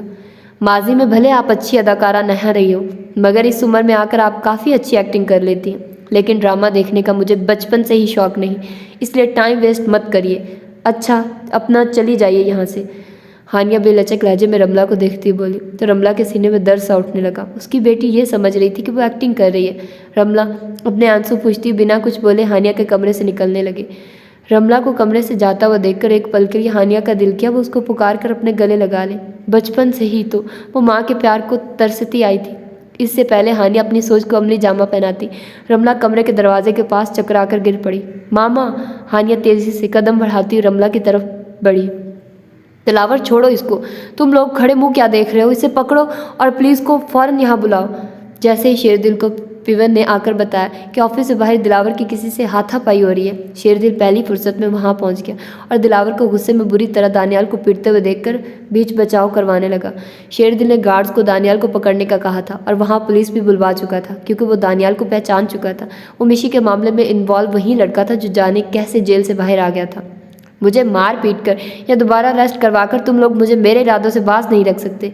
मिशी का अभी भी मुझसे कांटेक्ट है। बहुत जल्द वो दोबारा मेरे पास आएगी और तुम्हारी इज्जत का जनाजा निकालेगी। दानियाल गार्ड के शिकंजे में मौजूद चीख कर मजाक उड़ाता बोला। शेरदिल ने दिलावर को मुश्किल से उससे संभाला हुआ था, मगर दानियाल के मुंह से ऐसी बात सुनकर वो दिलावर से पहले गुस्से में दानियाल की तरफ बढ़ा और उसे बुरी तरह मारने लगा। पुलिस बर वक्त वहाँ आकर दानियाल को अपने साथ ले गई। उसकी बेल होना अब नामुमकिन है। ऐसा केस करूंगा मैं इस लड़के पर कि उसके सरपरस्त कितने ही हाथ मार ले, मगर अब ये लड़का बाहर नहीं आ सकेगा। ऑफिस के कमरे में इस वक्त मुकम्मल खामोशी थी। शेरदिल खामोश बैठे दिलावर को देखता हुआ बोला, जिस पर दिलावर ने कोई ख़ास तबसरा नहीं किया। वो यूं ही खामोश बैठा रहा। शायद दानियाल की बात पर अभी भी वो अपना गुस्सा पीने की कोशिश कर रहा था, जिस पर शेरदिल दोबारा बोला, वो लड़का झूठ बोल रहा था मिशी के बारे में। मिशी उससे रब्ता करके दोबारा ऐसी भयानक गलती कभी नहीं दोहराएगी। मैं अपनी बहन को अच्छी तरह जानता हूँ। शेरदिल के बोलने पर मेज़ की सतह को घूरता हुआ दिलावर शेरदिल का चेहरा देखने लगा, जो इस वक्त भाई बना हुआ उसे बहनोई समझकर अपनी बहन की वजाहत दे रहा था। बिल्कुल ऐसा ही है। मैं सोच रहा था कि 1 घंटे बाद यहाँ से रवानगी इख्तियार कर लूँ। बाबा साईं याद कर रहे थे। दिलावर ने शेरदिल के वजाहत देने पर भी कोई ख़ास बात नहीं की, बल्कि वह शेरदिल को अपने जाने के इरादे से आगाह करता हुआ बोला, हाँ क्यों नहीं, शकील साहब यहाँ मौजूद है और मैं भी ऑफिस में मौजूद हूँ। तुम रिलैक्स होकर जाओ, बल्कि सफ़र लंबा होगा, नज़ीर तुम्हें छोड़ देगा।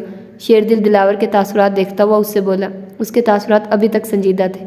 दिलावर शेरदिल की बात पर इशारे से सर हिलाता हुआ उसके कमरे से बाहर चला गया। ये क्या बात हुई भाभी? अच्छा खासा आपका मेरे साथ जाने का प्रोग्राम बना हुआ था, भाई की अचानक आमद पर आपने मेरे साथ रिमशा की मंगनी में जाने का प्रोग्राम ही कैंसिल कर दिया।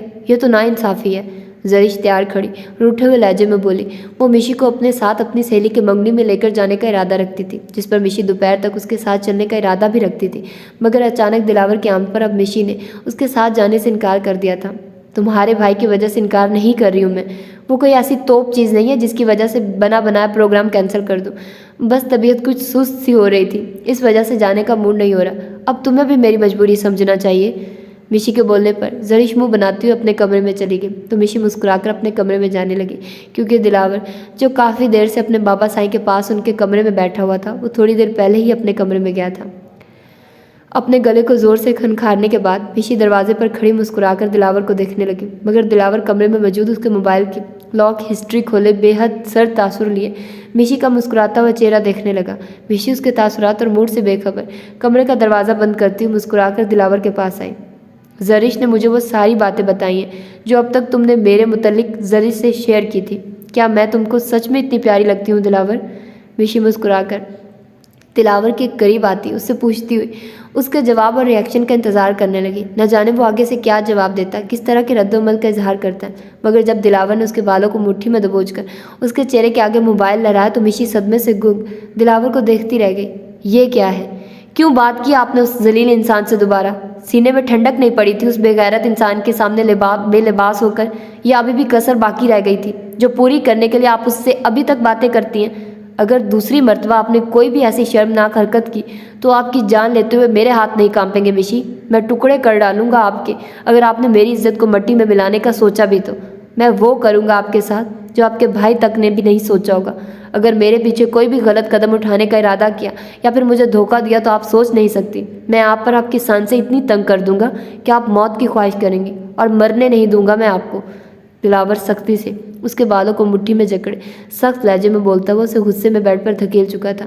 मिशी अपने साथ हुए सलूक पर हैरत और सदमे की मिली जुली कैफियत में दिलावर को देखने लगे, जो गज़बनाक नज़रों से उसको देखकर कमरे से जाने का इरादा रखता था। तभी मिशी बेड से उठकर अपनी होने वाली तजलील पर सुर्ख चेहरा लिए तेज़ी से चलती दिलावर के सामने आई और उसका गिरबान पकड़ती हुई बोली, तुमने पहले कहीं से तस्दीक की, मालूमात हासिल की मुझसे ये सारी बकवास करने से पहले कि मैं उससे क्या बातें करती आई हूँ?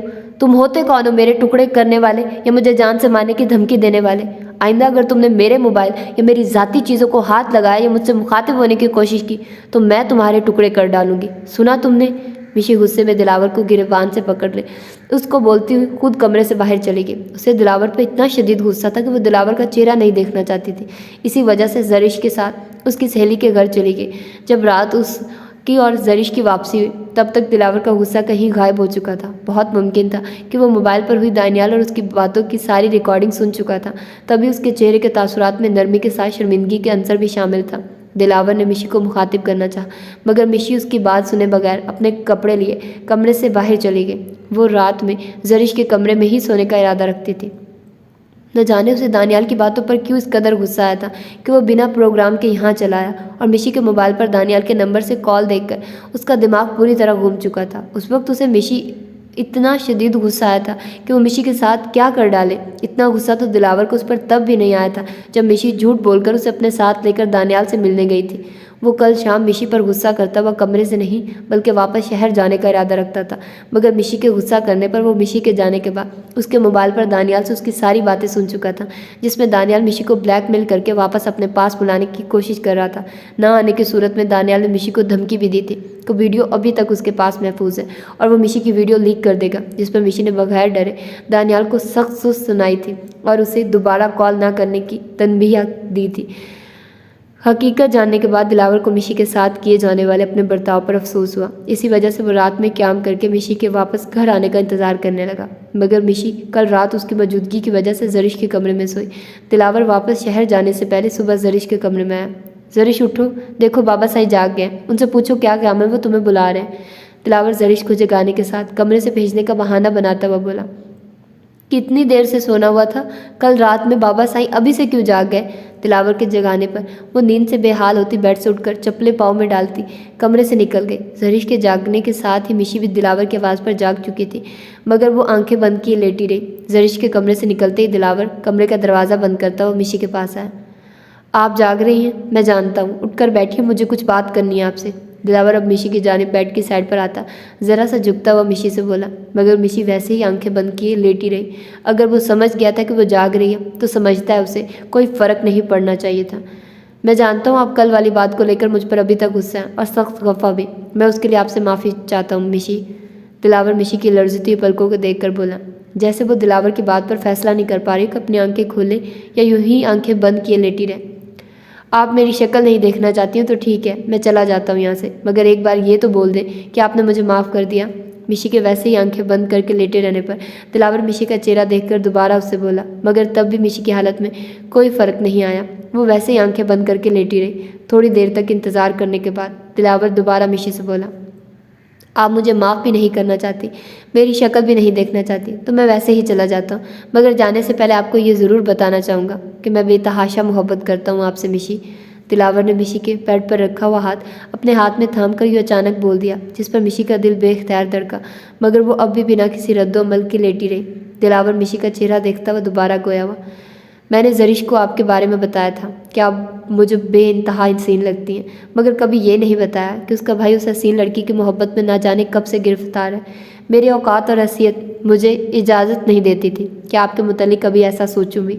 यही वजह थी कि मैं आपकी तरफ देखने से भी डरता था कि कहीं मेरी मोहब्बत का भेद ना खुल जाए और मेरी मोहब्बत को गलत मायनों में ना ले लिया जाए। ये सारी बात आज मैं आपसे इसलिए बोल रहा हूँ क्योंकि अब मैं आपको अपना चुका हूँ, वरना मैं अपनी मोहब्बत को सीने में रखकर इस दुनिया से चला जाता। मुझे नहीं मालूम था मेरी दुआएं यूँ कबूलियत का दर्जा पा लेंगी और ऊपर वाला आपको मुझे इस तरह अता कर देगा। हम दोनों को मिलन की कोई भी वजह बनी हो या आप जिस तरह से भी मेरी ज़िंदगी में आई हो, मगर आप इतना जान लें, आपको पाकर मैं बहुत बेपनाह खुश और मुतमईन हूँ। मैंने आपको गुस्से में जो बोला वो सब गलत फहमी की बुनियाद पर बोला था, मगर मिशी मेरी एक बात याद रखिएगा, मैं कम हैसियत सही मगर मुझे अपनी इज़्ज़त बहुत ज़्यादा अजीज़ है और मैं आपको भी अपनी इज़्ज़त बना चुका हूँ। प्लीज़ ख्याल रखिएगा कि मेरी इज़्ज़त पर कभी कोई हर्फ ना आए, कभी किसी को ऐसा मौका मत दीजिएगा कि कोई आप पर उंगली उठाए। दिलावर मिशी का हाथ अपने हाथ में थामे बोलता जा रहा था। मिशी अभी भी आंखें बंद किए लेटी थी, मगर अब दिलावर की बात पर उसकी आंखों से अश्क रवां हो चुके थे, जिन्हें देखकर दिलावर अपना चेहरा मिशी के चेहरे के करीब ले आया। जैसे आपकी ज़ात मेरे लिए बहुत अहम है, वैसे ही आपके आंसू भी बहुत कीमती हैं, इन्हें अपनी आंखों से निकाल कर इस तरह बेमोल मत किया करें। दिलावर ने बोलते हुए मिशी का थामा हुआ हाथ अपने होंठों से लगाने के बाद अपने होंठों से उसके आंसू चुनने लगा। अपने चेहरे पर दिलावर के होंठों के लम्स महसूस करके मिशी के बदन में हल्की सी जुम्बिश हुई। उसने दिलावर की जुर्रत पर बेड पर रखी चादर को सख्ती से पकड़ लिया, मगर फिर भी अपनी आंखें बंद किए हुए लेटी रही, जिन्हें देखकर दिलावर कमरे से बाहर निकल गया। दिलावर के चले जाने के बाद मिशी अपनी आंखें खोली, मगर वो मुकम्मल तौर पर दिलावर की जुर्रत पर स्टैचू बन चुकी थी। तुम अभी तक यूं ही बैठी हो, तैयार नहीं हुई? शेरदिल कमरे में आया तो हानिया को देखता हुआ पूछने लगा, जो कि अभी तक सुबह वाले लिबास में मौजूद थी। आज शेरदिल ने एक पार्टी अरेंज की थी जिसमें उसे हानिया को अपने बतौर अपनी वाइफ मुतारिफ करवाना था। मुझे कहीं नहीं जाना तुम्हारे साथ, हानिया शेरदिल को देखकर घबराती हुई बोली। वो इस वक्त पार्टी में जाने के लिए बिल्कुल तैयार खड़ा था। 2 दिन से शेरदिल उससे जितनी मोहब्बत से बात कर रहा था, मगर बदले में हानिया की तरफ से उसे जवाब इतनी ही बदतमीज़ी और अखड़े हुए लहजे में मिल रहा था। वहाँ तुम्हारी मौजूदगी ज़रूरी है हानिया, ये पार्टी ख़ास तुम्हारे लिए अरेंज की है ताकि सबको मालूम हो जाए कि तुम शेरदिल की बीवी हो। शेरदिल हानिया का लहजा नज़रअंदाज करता उसके पास आता हुआ बोला। शेरदिल की आंखों में चमक और चेहरे पर मुस्कुराहट ऐसी थी जैसे वो हानिया को अपने साथ मंसूब करके कोई कीमती ख़जाना पा चुका। बहुत खुशी हो रही है तुम्हें? हाँ, हानिया शेरदिल का चेहरा देखकर चुभते हुए लहजे में उसे पूछने लगी। हर इंसान के लिए मनपसंद चीज़ का असूल उसकी खुशी का ही सबब बनता है। फिर तुम तो मेरी मोहब्बत हो, तुम्हें पाकर मैं खुश क्यों नहीं होगा? शेरदिल ने बोलते हुए पैंट की जेब से अपना हाथ निकालकर उसके गाल पर रखना चाहा, जिसे हानिया ने बेदर्दी से झटका। मना किया था मैंने तुम्हें कि अपने इन गंदे पलीद हाथों से मुझे मत छुआ करो। हानिया माथे पर शिकने लाकर आंखें दिखाती हुई शेरदिल से बोली। तो शेरदिल के चेहरे के तासुरात संजीदा हुए। इस तरह तौहीन अमेज़ रवैये का वो आदी नहीं था, या फिर किसी में कहाँ इतनी जरूरत थी कि वो उसकी इंसल्ट करे। मगर शेरदिल हानिया की बात को नज़रअंदाज करता हुआ वार्डरूम में से उसके लिए कपड़े निकाल कर ले आया। मैं तुम्हें नहीं छू रहा, तुम गुस्सा मत करो, तुम्हारी सेहत के लिए अच्छा नहीं है। ये ड्रेस ख़ास आज के दिन के लिए ऑर्डर किया था तुम्हारे लिए, इसे पहनकर तैयार हो जाओ। शेरदिल हानिया की तरफ खूबसूरत लिबास बढ़ाता हुआ नरमी से बोला। उसके मोहब्बत भरे लहजे में अभी भी कोई फ़र्क नहीं आया था। हानिया ने सुलगती हुई निगाहों से उस कीमती लिबास की तरफ देखा और दूसरी गुस्से भरी निगाह उसने शेरदिल के चेहरे पर डाली। हानिया वो ड्रेस शेरदिल के हाथ से खींचकर हैंगर समेत फर्श पर फेंक चुकी थी। लाइटर दो, हानिया गुस्से भरे लहजे में शेरदिल से बोली। हानिया प्लीज़। शेरदिल जान गया था कि हानिया गुस्से में क्या करने वाली है, इसलिए नरमी से बोला। सुना नहीं तुमने? क्या बोला मैंने? लाइटर दो मुझे। अब की बार हानिया गुस्से में ज़ोर से ना सिर्फ चीखी थी बल्कि खुद आगे बढ़कर उसने शेरदिल के पॉकेट से लाइटर निकालकर शेरदिल को पीछे धकेला। शेरदिल खामोश खड़ा हानिया को अपना गुस्सा निकालता देखता रहा, जो हानिया उस ड्रेस को जलाकर निकाल रही थी। ये औकात है मेरी नज़र में तुम्हारी और तुम्हारे ऑर्डर किए हुए इस ड्रेस की? हानिया गुस्से भरे लहजे में शेरदिल से बोलती। वो खामोशी से हानिया की बात सुनकर नीचे फर्श पर पड़े लिबास को जलता हुआ देखने लगा, जो वो बहुत मोहब्बत से हानिया के लाया था। ये आग कैसे लगी? मेरे खुदा, ये क्या हो गया है? खामोश खड़े हो शेर। रमला शेरदिल के कमरे में आती हुई घबरा कर बोली। वो खुद भी इस वक्त पार्टी में जाने के लिए तैयार लग रही थी। मैंने लगाई है ये आग क्योंकि आपके इस शेर को आग नहीं लगा सकती थी, इसलिए इसके लाए हुए ड्रेस को आग लगा दी ताकि इसे इसकी मोहब्बत का जवाब दे सकूं, इसे बता सकूं कि कितनी नफरत है मेरे दिल में इसके लिए। हानिया गुस्से में रमला को देख कर बोली तो शेरदिल का चेहरा जब से सुर्ख हो गया। तुम्हारा दिमाग तो ख़राब नहीं हो गया हानी? ये कोई हरकत है करने वाली? रमला उसको डांटती हुई बोली और जग में भरे पानी से आग बुझाने लगी। अब आप इसको डांटने मत लग जाइएगा, ये पार्टी में नहीं जाना चाहती। ऐसा करिए, आप वहाँ जाकर सारे गेस्ट से एक्सक्यूज़ कर लें कि शेरदिल अपनी वाइफ के साथ पार्टी में शिरकत नहीं कर सकता। कोई भी रीज़न पेश कर दीजिएगा। शेरदिल रमला को हानिया पर गुस्सा करते देखकर बोला। रमला के 2 दिन पहले बेहोश होने पर हानिया का दिल रमला की तरफ से नरम पड़ चुका था, मगर वो शेरदिल को बिल्कुल रियायत देने को तैयार नहीं थी। ऐसा नहीं होता, ये जाएगी हमारे साथ पार्टी में। जाओ तुम बाहर वेट करो, मैं इसको लेकर आती हूँ थोड़ी देर में। रमला शेरदिल से बोलती हुई वार्डरोब से हानिया के लिए दूसरा लिबास निकालने लगे तो शेरदिल हानिया के गुस्से से भरे चेहरे पर नज़र डालकर वहाँ से चला गया। उसे नहीं मालूम था कि रमला हानिया को कैसे राज़ी करके यहाँ लाई थी। हानिया बिल्कुल खामोश गाड़ी में बैठी हुई थी। शेरदिल थोड़ी देर बाद उसके संजीदा चेहरे पर नज़र डाल लेता। वो इसी बात का शुक्र अदा कर रहा था कि हानिया उसके यहाँ आने के लिए रजामंद हो चुकी थी। होटल के पार्किंग एरिया में गाड़ी रुकी तो शेरदिल ने गाड़ी से उतरकर हानिया के लिए गाड़ी का दरवाज़ा खोला। उसने हानिया के आगे हाथ बढ़ाया अपना हाथ बढ़ाया, जिसे थामने के बजाय हानिया शेरदिल को गुस्से में देखने लगी। हानी मेरी जान, अगर तुम मेरी बात रखने के लिए यहाँ आ गई हो तो बेटा अपने रवैये में थोड़ी सी लचक लेकर आओ। यहाँ हमारे बहुत से रिलेटिव्स और क्लोज फ्रेंड्स मौजूद हैं। तुम्हारे इस तरह के एटीट्यूड से उन्हें बातें बनाने का मौका मिल जाएगा। रमला ने हानिया का हाथ शेरदिल के बढ़े हुए हाथ पर रखते हुए उसको बोला। तो यानी अब आप इसके साथ मिलकर मुझे किसी पपेट की तरह ट्रीट करेंगी? हानिया रमला से शिकवा करती हुई अपना हाथ शेरदिल के हाथ देखती बोली। तुम कोई पपेट नहीं, शेरदिल की वाइफ हो। जैसे मर्जी अच्छा है वैसे रहो। सिर्फ तुम्हारा थोड़ा सा वक्त गुजार कर अगर तुम्हें अच्छा नहीं लगे तो बेशक वापस घर चली जाना। शेरदिल नरमी से हानिया का हाथ थामे उससे बोला तो हानिया एक बेजार सी नज़र शेरदिल पर डालकर सामने देखने लगी। होटल के अंदर दाखिल होते ही हानिया की नज़र अजीज़ और साइमा पर पड़ी, जिन्हें देखकर उसके चेहरे पर मुस्कुराहट आ गई। आओ पहले डॉक्टर साहिब से मिल लेते हैं। शेरदिल हानिया के चेहरे पर मुस्कुराहट देखकर उससे बोला तो हानिया इकरार में अपना सर हिलाकर शेरदिल के साथ डॉक्टर अजीज़ और साइमा की जानिब बढ़ी। वो दोनों ही हानिया के साथ साथ शेरदिल से भी बहुत अच्छे तरीके से मिले। शेरदिल ने भी बात करते हुए इन दोनों मियाँ बीवी को महसूस नहीं होने दिया कि 2 दिन पहले उन लोगों के दरमियान उसके घर में कोई तल्ख गुफ्तगू हुई थी। हानिया, बाकी सब लोगों से भी मिल लेते हैं। काफ़ी देर अजीज़ साइमा से गुफ्तगू करने के बाद शेरदिल अपनायत भरे लहजे में हानिया से मुखातिब हुआ। मुझे नहीं मिलना और किसी से, तुम अपने रिलेटिव्स और फ्रेंड वगैरह से खुद जाकर मिल लो। हानिया के इनकार करने पर शेरदिल खामोश हो गया और वहाँ से जाने लगा। हानिया बेटा, बुरी बात है, हम दोनों अभी यहीं पर मौजूद हैं, आप जाकर शेरदिल के फ्रेंड्स वगैरह से मिल लें। अजीज़ हानिया को नरमी से टोकता हुआ बोला तो हानिया को मजबूरन ना चाहते हुए भी शेरदिल के साथ जाना पड़ा। तुम समझते क्या खुद को, यूँ मुझसे अपनी बात मनवा कर। अजीज़ और साइमा के पास से उठने के बाद हानिया शेरदिल को देखकर दबे दबे गुस्से में बोली, अगर तुम्हें किसी से नहीं मिलना तो इट्स ओके, तुम वापस डॉक्टर साहब के पास चले जाओ। वैसे भी डॉक्टर साहब ने तुम्हें मेरे साथ चलने के लिए बोला, मैं तो वहाँ से अकेला जा रहा था, मेरे लिए यही काफ़ी कि तुम यहाँ मेरे साथ आ गई हो। शेरदिल हानिया के चेहरे के तासुरात देखकर नरमी से बोला। उसके तासुरात से साफ जाहिर हो रहा था कि वो उसके साथ ये वक्त गुजारना नहीं चाहती। शेरदिल उससे ज़बरदस्ती नहीं कर सकता था। तुम कितनी अच्छी नेचर के मालिक हो, ये बात जाहिर मत करो मुझ पर। तन्हाई में मेरे करीब आकर जिस तरह तुमने अपनी औकात मुझे दिखाई है ना, मुझसे बेहतर तुम्हें कोई नहीं जान सकता। अब तो मैं ज़रूर मिलना चाहूँगी तुम्हारे सारे रिलेटिव्स और दोस्तों से, ताकि उन्हें भी तुम्हारी औकात बता सकूँ कि एक लड़की की हैसियत तुम्हारी नज़र में असल में है क्या। हानिया गुस्से में भरी शेरदिल को देखती बोली तो शेरदिल के चलते कदम हानिया के बात पर वहीं रुक गए तो हानिया को भी रुकना पड़ा। हानिया प्लीज़, यहाँ ऐसी कोई बात मत करना जो मेरे लिए शर्मिंदगी से ज़्यादा परेशानी का सबब बने।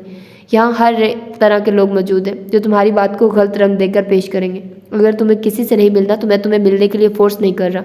शेरदिल हानिया के चेहरा देखता हुआ उसे तहम्मुल से समझाने लगा, जिस पर हानिया को हंसी आने लगी।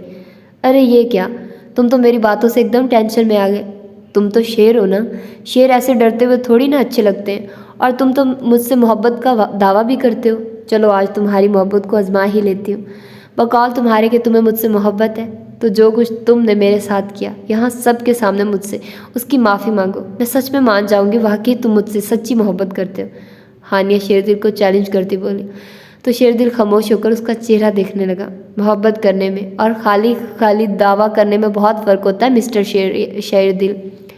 हानिया शेरदिल को वहीं खड़ा देखकर तंजिया लहजे में बोलती हुई वहाँ से जाने लगी तो शेरदिल ने हानिया का हाथ पकड़कर उसे रोक लिया।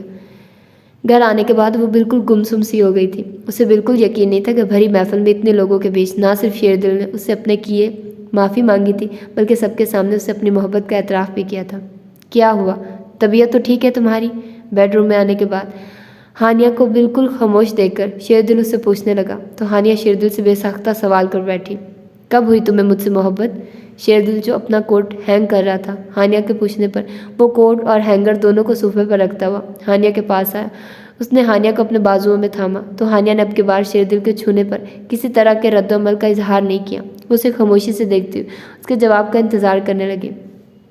उस दिन तुम्हें अपने सामने रोता हुआ देखकर मेरे दिल को खुश होना चाहिए था, क्योंकि मैं तुमसे अपना बदला ले चुका था, मगर मैं उस पल अंदर से खुश नहीं था। तुम्हारे वहाँ से जाने के बाद कितने दिनों तक बार बार तुम्हारा रोता हुआ चेहरा आंखों के सामने आ जाता, जिसे शुरू में मैंने गुस्से में झटकना चाहा पर कामयाब नहीं हो सका। बार बार तुम्हारा ख्याल मेरे दिल में आने लगा तो मुझे परेशानी सी होने लगी। फिर तुम्हें सोचकर खुद पर अजीब घबराहट सी तारे होने लगी, अपने लिए फिक्र सी होने लगी कि ये क्या हो रहा है मेरे साथ, आखिर क्यों तुम मेरे जहन पर बुरी तरह सवार हो चुकी हो। तब आहिस्ता आहिस्ता ये भेद मुझ पर खुला कि मेरा दिल तुमसे मोहब्बत कर बैठा है। मैंने तुम्हें बहुत ढूंढा, बहुत तलाश किया, जब थक गया तो दुआओं में मांगना शुरू कर दिया तुम्हें। जिस दिन तुम्हारे बारे में मालूम हुआ तो उस दिन खुद से ऐद कर लिया था मैंने कि अब कभी तुम्हें अपने से दूर नहीं जाने दूंगा। मोहब्बत के साथ उसमें मेरी खुदगर्जी भी शामिल हो गई। तभी तुम्हें बताए बगैर कि मैं कौन हूँ तुम्हें अपना बना लिया। शेरदिल खामोश हुआ तो हानिया भी खामोश खड़ी उसका चेहरा देखती रही। शेरदिल उसके चेहरे पर झुकता हुआ अपने होंठ हानिया के होंठों पर रख चुका था। उसकी कुर्बत को महसूस करके हानिया एकदम होश में आई और पीछे हटी। तुम्हारा माफ़ीनामा और इजहार मोहब्बत सुनने के बावजूद मैं अपने अंदर मौजूद नफरत को ख़त्म नहीं कर सकती, ना ही तुम्हें माफ़ कर सकती हूँ। सुना तुमने? वो शेरदिल को देखकर घबराती हुई बोली। वो आखिर क्यों इस शख्स के जज्बे के आगे हार मान सकती थी जिसने उससे उसका सब कुछ छीन लिया था। हानिया का जवाब सुनकर शेरदिल दोबारा उसके करीब आकर नरमी से हानिया को अपने हिसार में ले चुका था। अपनी मोहब्बत के बदले में तुमसे मोहब्बत नहीं मांगूंगा, ना ही ये बोलूँगा कि तुम मुझे माफ़ कर दो। मैं जानता हूँ बहुत ज़्यादा बुरा कर चुका हूँ मैं तुम्हारे साथ। इसलिए जब तक तुम मुझे दिल से माफ़ नहीं कर देती मैं तब तक इंतज़ार करूँगा। बस मुझे खुद से मोहब्बत करने से मत रोको, ये काम खुद मेरे इख्तियार में नहीं है। शेरदिल बोलता हुआ एक बार फिर हानिया के होंठों पर झुका। हानिया के हल्के फुल्के एहतजाज को खातिर में न लाते हुए वो हानिया को बेड पर लिटाने लगा। शेरदिल हटो पीछे। अपनी गर्दन पर शेरदिल के होंठों का लम्स महसूस करके हानिया शेरदिल से घबराती हुई बोली। न जाने उसकी सख्ती कहाँ जा सोई थी। वो शेरदिल की उंगलियां अपने पेट पर महसूस करती बेचैन होने लगी। इससे पहले वो शेरदिल का हाथ अपने ऊपर से हटाती शेरदिल दोनों तरफ कंधों पर से उसकी शर्ट नीचे सरका चुका था, जिस पर हानिया का बेख्तियार हाथ उठा और शेरदिल के गाल पर थप्पड़ की सूरत पड़ा। मेरी बात समझ नहीं आ रही है कि मैं क्या बोल रही हूँ तुम्हें? मत छुओ मुझे, पीछे हट जाओ। हानिया अपने ऊपर झुके शेरदिल को देखकर बोली, जिसके बाद शेरदिल ने उसे अगली बात बोलने का मौका नहीं दिया। वो हानिया के गुस्से की परवाह किए बगैर अपने होंठों से उसकी सांसें कैद कर चुका था। हानिया ने उसका सीना अपने नाखूनों से जख्मी करने के बाद उसे पीछे हटाना चाहा, तब भी शेरदिल ने हानिया के होंठों आज़ाद नहीं किए। जब वो थक हार कर शेरदिल की गिरफ्त में बिल्कुल साकित हो गई, तब शेरदिल उसके होंठों को अपने होंठों की कैद से आज़ाद करता हानिया का शर्म और गुस्से से सुर्ख चेहरा देखने लगा। शेरदिल की हरकत पर हानिया का बेख्तियार दोबारा हाथ उठा, उसके दूसरे गाल पर पड़ा। तुम अपने गुस्से और नफरत की इंतहा दिखा दो, मैं तुम्हें अपनी मोहब्बत की इंतहा दिखाकर तुम्हारे अंदर मौजूद अपनी नफरत को मोहब्बत में बदल दूंगा। शेरदिल हानिया से बोलता हुआ उसकी गर्दन पर अपने होंठ रखकर सीने तक ले आया। उसकी बेबाक सी कार्रवाई पर हानिया पर गुस्से का अंसर गायब और शर्म का अंसर गालिब होने लगा। वो अपनी आंखें बंद किए और दोनों होंठों को सख्ती से आपस में भेजे शेरदिल की शिद्दतों को बर्दाश्त करने पर मजबूर थी। बस अब दूर हो जाओ, पीछे हट जाओ प्लीज़। हानिया उसके मुंह जोर जज्बात पर घबराती हुई शेरदिल से बोले, तुम चाहो तो इस वक्त मेरी जान ले लो, मगर दूर जाने की बात मत करो। इस वक्त मैं ये काम नहीं कर सकता। मदहोशी के आलम में बोलता हुआ वो आहिस्ता आहिस्ता हानिया पर मुकम्मल काबिज होने लगा। तुम बहुत बुरे हो शेरदिल, मैं तुमसे नफरत करती हूँ। सुन रहे हो ना तुम मेरी बात? I hate you. हानिया बोलती खुद ही खामोश हो गई, क्योंकि वो जान गई थी अब शेरदिल खुद को मुकम्मल सैराब किए बिना पीछे हटने वाला नहीं। मैं जज़ब कर लूँगा सारी थकावटें तेरी, तू एक बार मेरी बाजुओं में आ तो सही। इतना कुछ हो गया और आपने मुझे बताया भी नहीं। मिशी जैसे जैसे रमला की बातें सुनती गई हैरतों के पहाड़ उस पर टूटते चले गए। क्या बताती जो क़यामत मेरे ऊपर टूटी। शेर तो उससे बिल्कुल भी वाकिफ़ नहीं, मेरी ही सगी बेटी के साथ। उसने बाद में कमरे में आकर मुझसे माफ़ी मांग कर गया था। उसे किस दिल से मैंने माफ़ किया ये मेरा दिल ही जानता है। और हानिया, वो अलग ये समझ रही थी कि शेर से उसकी शादी करवाने में जैसे मेरा हाथ है। बहुत मुश्किलों से उसको मनाया है। रमला मिशी से अपना दुख कहती खुद को हल्का करने लगी। इतने दिनों से वो मिशी से कांटेक्ट करके उसकी खैरियत भी मालूम नहीं कर पाई थी। पहले तो मुझे अपने किए पर निदामत हो रही थी, अब तो साफ महसूस हो रहा है जो भाई ने हानिया के साथ जो किया उसके बदले में मुझे इतनी बड़ी सज़ा मिली। शदीद अफसोस हो रहा है मुझे भाई की हरकत पर। यानी खुद चाहे तो किसी दूसरी लड़की के साथ कुछ भी कर सकते हैं, वो मर्द हैं तो उनको सब माफ़ है। और अगर यही सब कुछ उनकी बहन के साथ हो जाए या बहन से गलती हो जाए तो बात इज्जत पर बन जाती है। वाह इन मर्दों का इंसाफ। मिशी रमला से तलखी से बोलते फ़ोन रख चुकी थी, मगर शेरदिल का सोचकर उसे अभी भी गुस्सा आ रहा था। अपना मोबाइल वहीं छोड़कर वो कमरे से जाने वाली थी, तब उसके मोबाइल पर मैसेज आया। कल 14वीं की रात थी, शब भर रहा चर्चा तेरा। कुछ ने कहा ये चांद है, कुछ ने कहा चेहरा तेरा। हम भी वहाँ मौजूद थे, हमने भी सब देखा कि हम चुप रहे, कुछ न कहा, मंजूर था पर्दा तेरा। दिलावर के मोबाइल से आया मैसेज देखकर मिशी का मज़ीद दिमाग घूम गया। इससे पहले वो कमरे से निकल जाती, उसके मोबाइल पर दिलावर की कॉल आने लगी। जब इंसान को टेंशन हो तो उसे गाने या शायरी टेक्स्ट करने की बजाय अपना सर फाड़ लेना चाहिए। मिशी दिलावर की कॉल रिसीव करती हुई उसके कुछ भी बोलने से पहले खुद बोल उठी, मुझे इस वक्त टेंशन नहीं थी, बल्कि आपका हाल चाल पूछने के लिए आपको मैसेज कर दिया था। दिलावर ऑफिस में मौजूद सीधे लफ्ज़ों में बोल नहीं पाया कि वो उसके इस वक्त मिस कर रहा था, तभी उसको मैसेज के ज़रिए अपना हाल दिल बयान करने लगा था। हाल चाल तो मेरा ऐसे कॉल करके पूछ रहे हो जैसे बड़ी परवाह करते हो मेरी। मिशी उससे तंजिया लहजे में गोया हुई, जिस पर दिलावर बेसाख्ता बोला, क्यों ऐसा लगा आपको कि मैं आपकी परवाह नहीं करता? वो कुर्सी से थोड़ा आगे होकर अपनी दोनों कोनियाँ टेबल पर टिकाता हुआ मिशी से संजीदगी से पूछने लगा, अगर मेरी परवाह करते तो जाने से पहले मुझे जगा कर जाते, मुझसे मिल कर जाते। मिशी ने बेसाख्ता बोलते हुए दांतों तले अपनी ज़बान दबा ली, क्योंकि जाने से पहले वो जो कह कर और करके गया था मिशी को वो सारा मंजर याद आ गया। यानी आपके कहने का मतलब ये है कि जब मैं जाने से पहले आपसे मिलने के लिए जरिश के कमरे में आया था, आप उस वक्त सो रही थी? दिलावर होंठों पर आई मुस्कुराहट छुपाता हुआ मिशी से पूछने लगा, अच्छा, ऐसा भी कोई सीन हुआ था? मुझे तो बिल्कुल खबर नहीं। मिशी अनजान बनने की अदाकारी करती हुई दिलावर से बोली तो दिलावर मुस्कुरा दिया। फिर तो आप इस बात से भी अनजान होंगी कि आपके आंसुओं का जायका नमकीन नहीं, बहुत मीठा है। दिलावर होंठों पर आए दिल फरेब मुस्कुराहट छुपाता हुआ पीछे कुर्सी से टेक लगाकर मिशी से बोलने लगा, जिस पर मिशी का दिल जोर से धड़का। बेसाख्ता उसके गालों पर सुर्खी उतर आई। मालूम नहीं तुम क्या बात कर रहे हो, मुझे तो कुछ समझ में नहीं आई तुम्हारी बात। मिशी अपनी जीभ मिटाती हुई आहिस्ता आवाज़ में दिलावर से बोली। दिलावर उससे इस तरह बात भी कर सकता था, उसे यकीन नहीं था। मुझे मालूम है अभी आपको कुछ समझ नहीं आएगा, अब ये बात मैं आपके पास आकर रूबरू आपको समझाऊंगा। दिलावर मिशी की खामोशी से अंदाज़ा लगा चुका था कि उसकी कही हुई बात पर मिशी की पलकें झुक गई होंगी। काश इस वक्त वो मिशी का चेहरा देख सकता। तो फिर दोबारा कब आ रहे हो? थोड़े वक्फे के बाद मिशी के पूछे गए सवाल पर दिलावर के होंठों पर मुस्कुराहट दौड़ गई। अगर आपका दिल मुझे याद कर रहा है तो आप हुक्म दें, मैं अभी दौड़ा चला आता हूँ आपके पास। दिलावर टेबल पर रखा हुआ सिगरेट का पैकेट और लाइटर उठाता हुआ संजीदा लहजे में मिशी से बोला, अब मेरा दिल इतना भी फारिग नहीं है जो तुम्हें याद करने बैठ जाए। मिशी पल भर में उसकी खुशफहमी को हवा करती हुई बोली, काश के दिलावर की ज़िंदगी में कोई ऐसा पल आ जाए जब दिलावर को भी अपनी खुशकिस्मती पर नाज हो कि कोई ऐसा है जो दिलावर को शिद्दत से याद करता है। दिलावर सिगरेट जलाने के साथ अफसुर्दगी अपने लहजे में शामिल करता हुआ मिशी से बोला, तुम्हारे बाबा सही और जरिश तुम्हें शिद्दत से याद कर रहे हैं, जल्दी आ जाओ। मिशी होंठों पर आई हसीन मुस्कुराहट को छुपाती हुई दिलावर से बोली, मुझसे इस वक्त सिर्फ अपनी बात करिए, किसी दूसरे की नहीं। ये बताइए आप याद कर रही हैं कि नहीं? वो सिगरेट फूंकता हुआ लहजे में गहरी संजीदगी लाए मिशी से बोला, चलो मान लो कि मैं भी तुम्हें याद कर रही हूँ। वैसे भी दोनों बार तुम्हारे जाने से हमारे बीच कुछ अधूरा रह गया था। अच्छा है वो काम भी पूरा हो जाएगा। मिशी के बोलने पर दिलावर शौक सा कुर्सी से गिरते गिरते बचा। हम दोनों के बीच जो अधूरा रह गया था, मतलब क्या रह गया था? दिलावर गहरी सोच में डूबा मिशी से पूछने लगा। पिछली मुलाकात में किया वो और भी कुछ तवक्को कर रही थी दिलावर से, और उससे पहले यानी जब वो मिशी की ज्वेलरी उतार रहा था और फिर उसने मिशी को रोता हुआ देखकर सोने का बोल दिया था, तो क्या वो उस वक्त भी चाहती थी कि उन दोनों के बीच सब कुछ मुकम्मल हो जाए, यानी उन दोनों का रिश्ता? दिलावर तुम भी ना एक नंबर के भुलक्कड़ हो। भूल गए हम दोनों के बीच कंपटीशन होना था, जो जीतेगा हारने वाला उसकी बात मानेगा, ये हम दोनों में तय हुआ था। मिशी दिलावर की गायब दिमागी को मोबाइल पर महसूस कर चुकी थी, तभी उसको याद दिलाती हुई बोली, जिस पर दिलावर आहिस्ता से हंसा। तो आप पंजा लड़ाने के लिए मुझे आने की दावत दे रही हैं?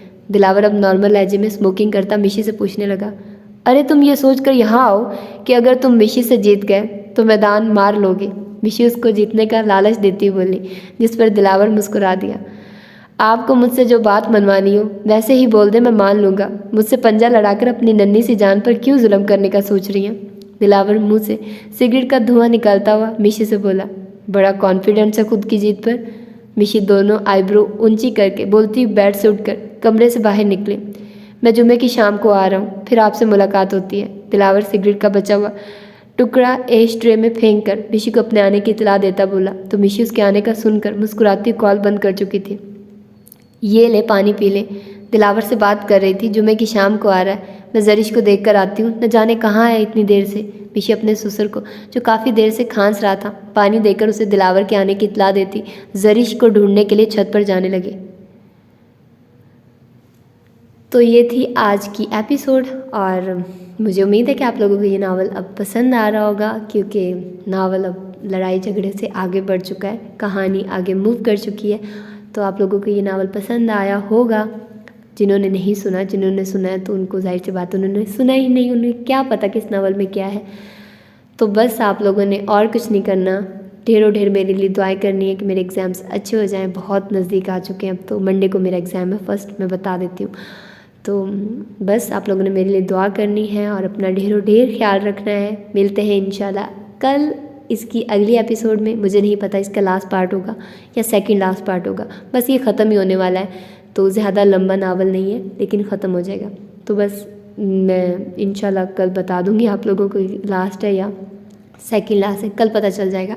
तो बस आप लोगों ने दुआ करनी और इंतज़ार करना इसके अगली एपिसोड का। और हाँ, आप लोगों ने इस चैनल को अगर अभी तक सब्सक्राइब नहीं किया तो प्लीज़ इसको सब्सक्राइब कर लीजिए। और फिर आप जानते हैं कि मैं क्यों कह रही हूँ।